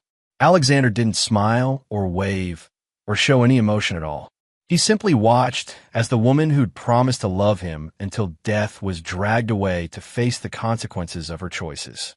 Todd Taylor's arrest happened at the Knowles Security Solutions office, in front of every employee.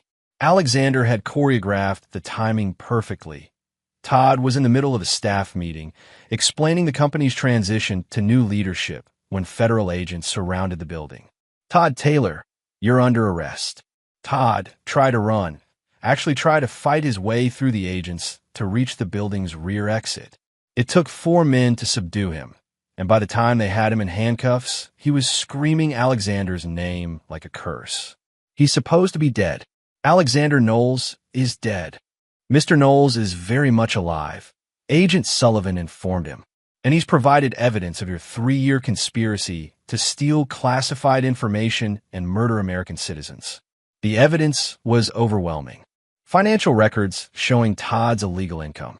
Communication logs proving his contact with foreign agents. Video footage from the Afghan compound showing Todd coordinating with Edwin Werner. And most damning of all, recorded conversations where Todd explicitly discussed murdering Alexander. Mitchell Carey, who'd been acting as temporary company manager, addressed the stunned employees after Todd's arrest. Effective immediately, Alexander Knowles resumes full control of this company. He's alive, he's safe, and he's coming home. Alexander watched Todd's arrest from the company's parking garage, speaking with Raphael Clark on an encrypted phone. Werner's been arrested at his Bellevue mansion, Raphael reported.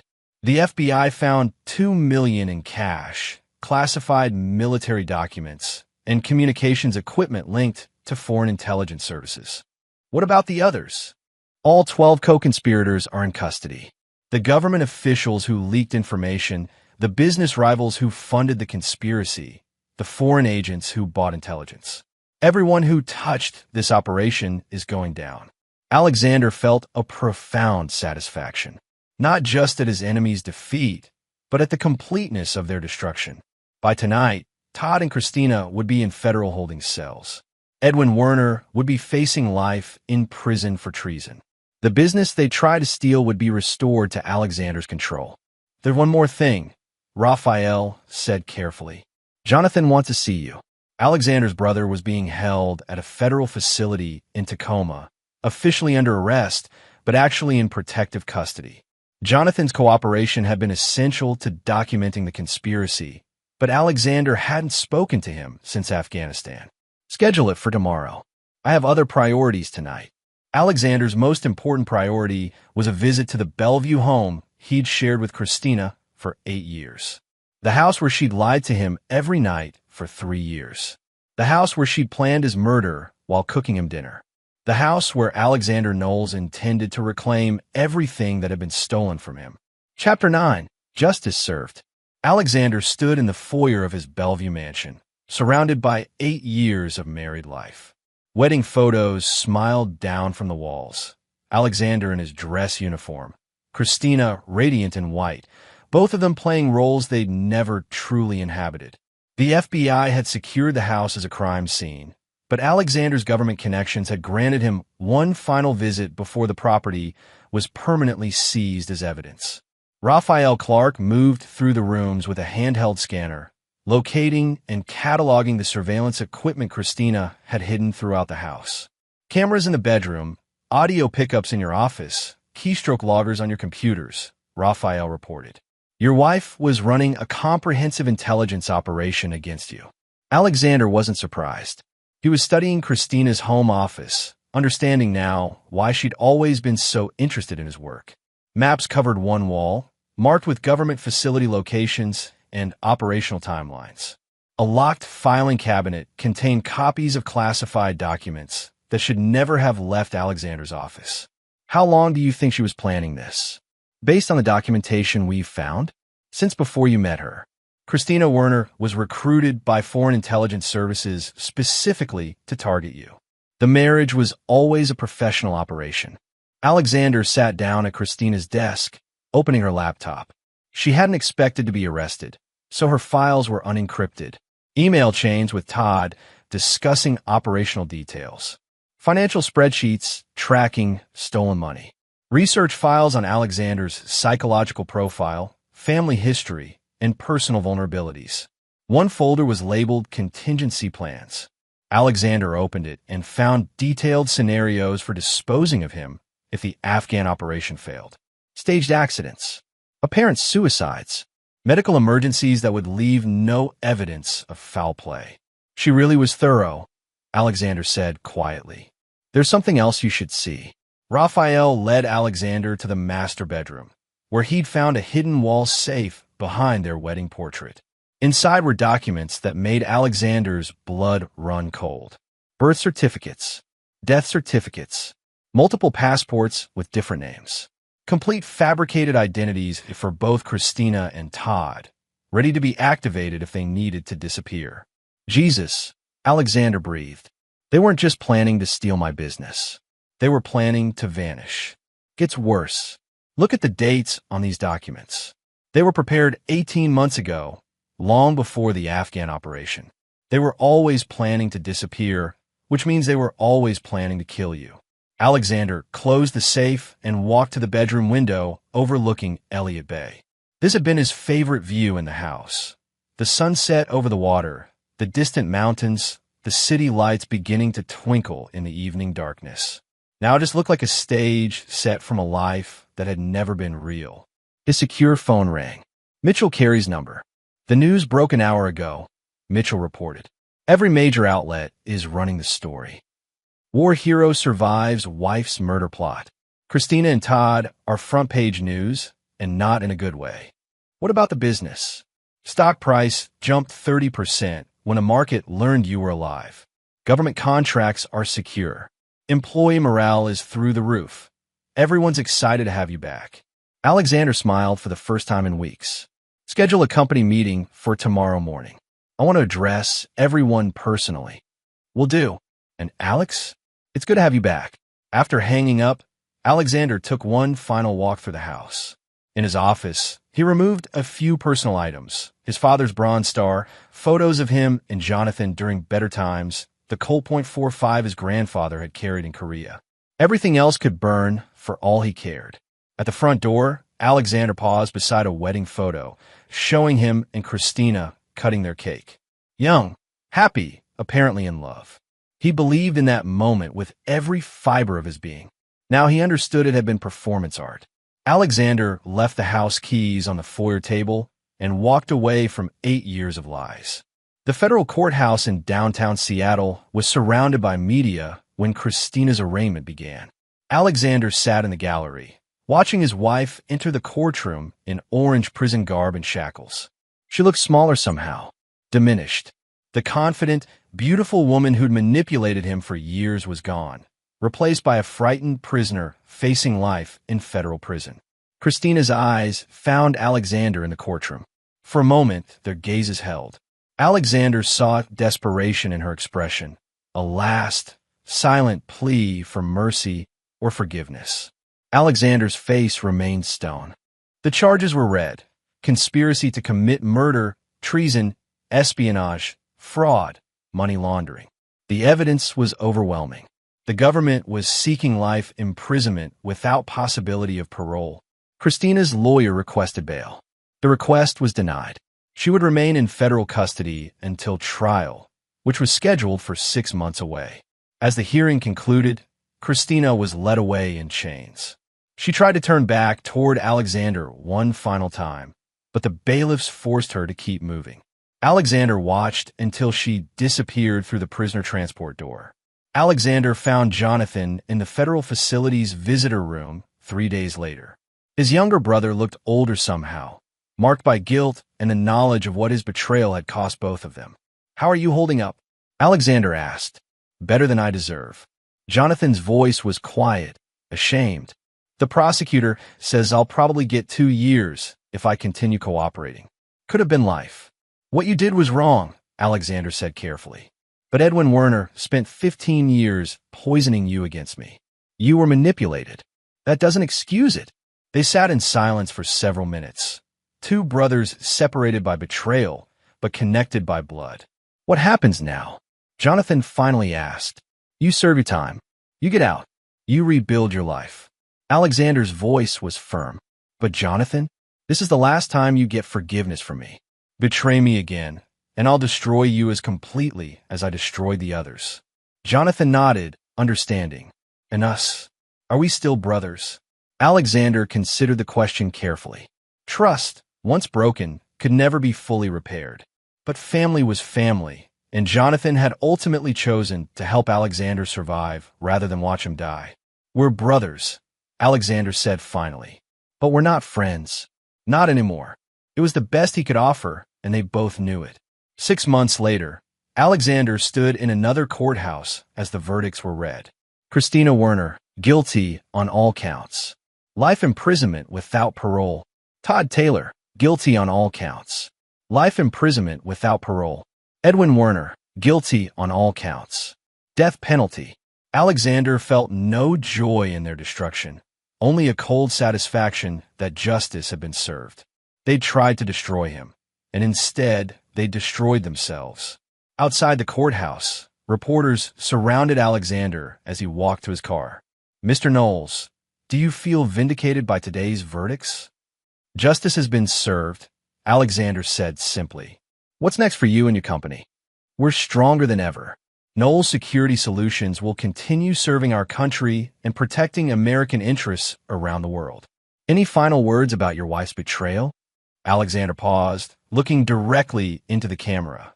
"I learned a valuable lesson about trust.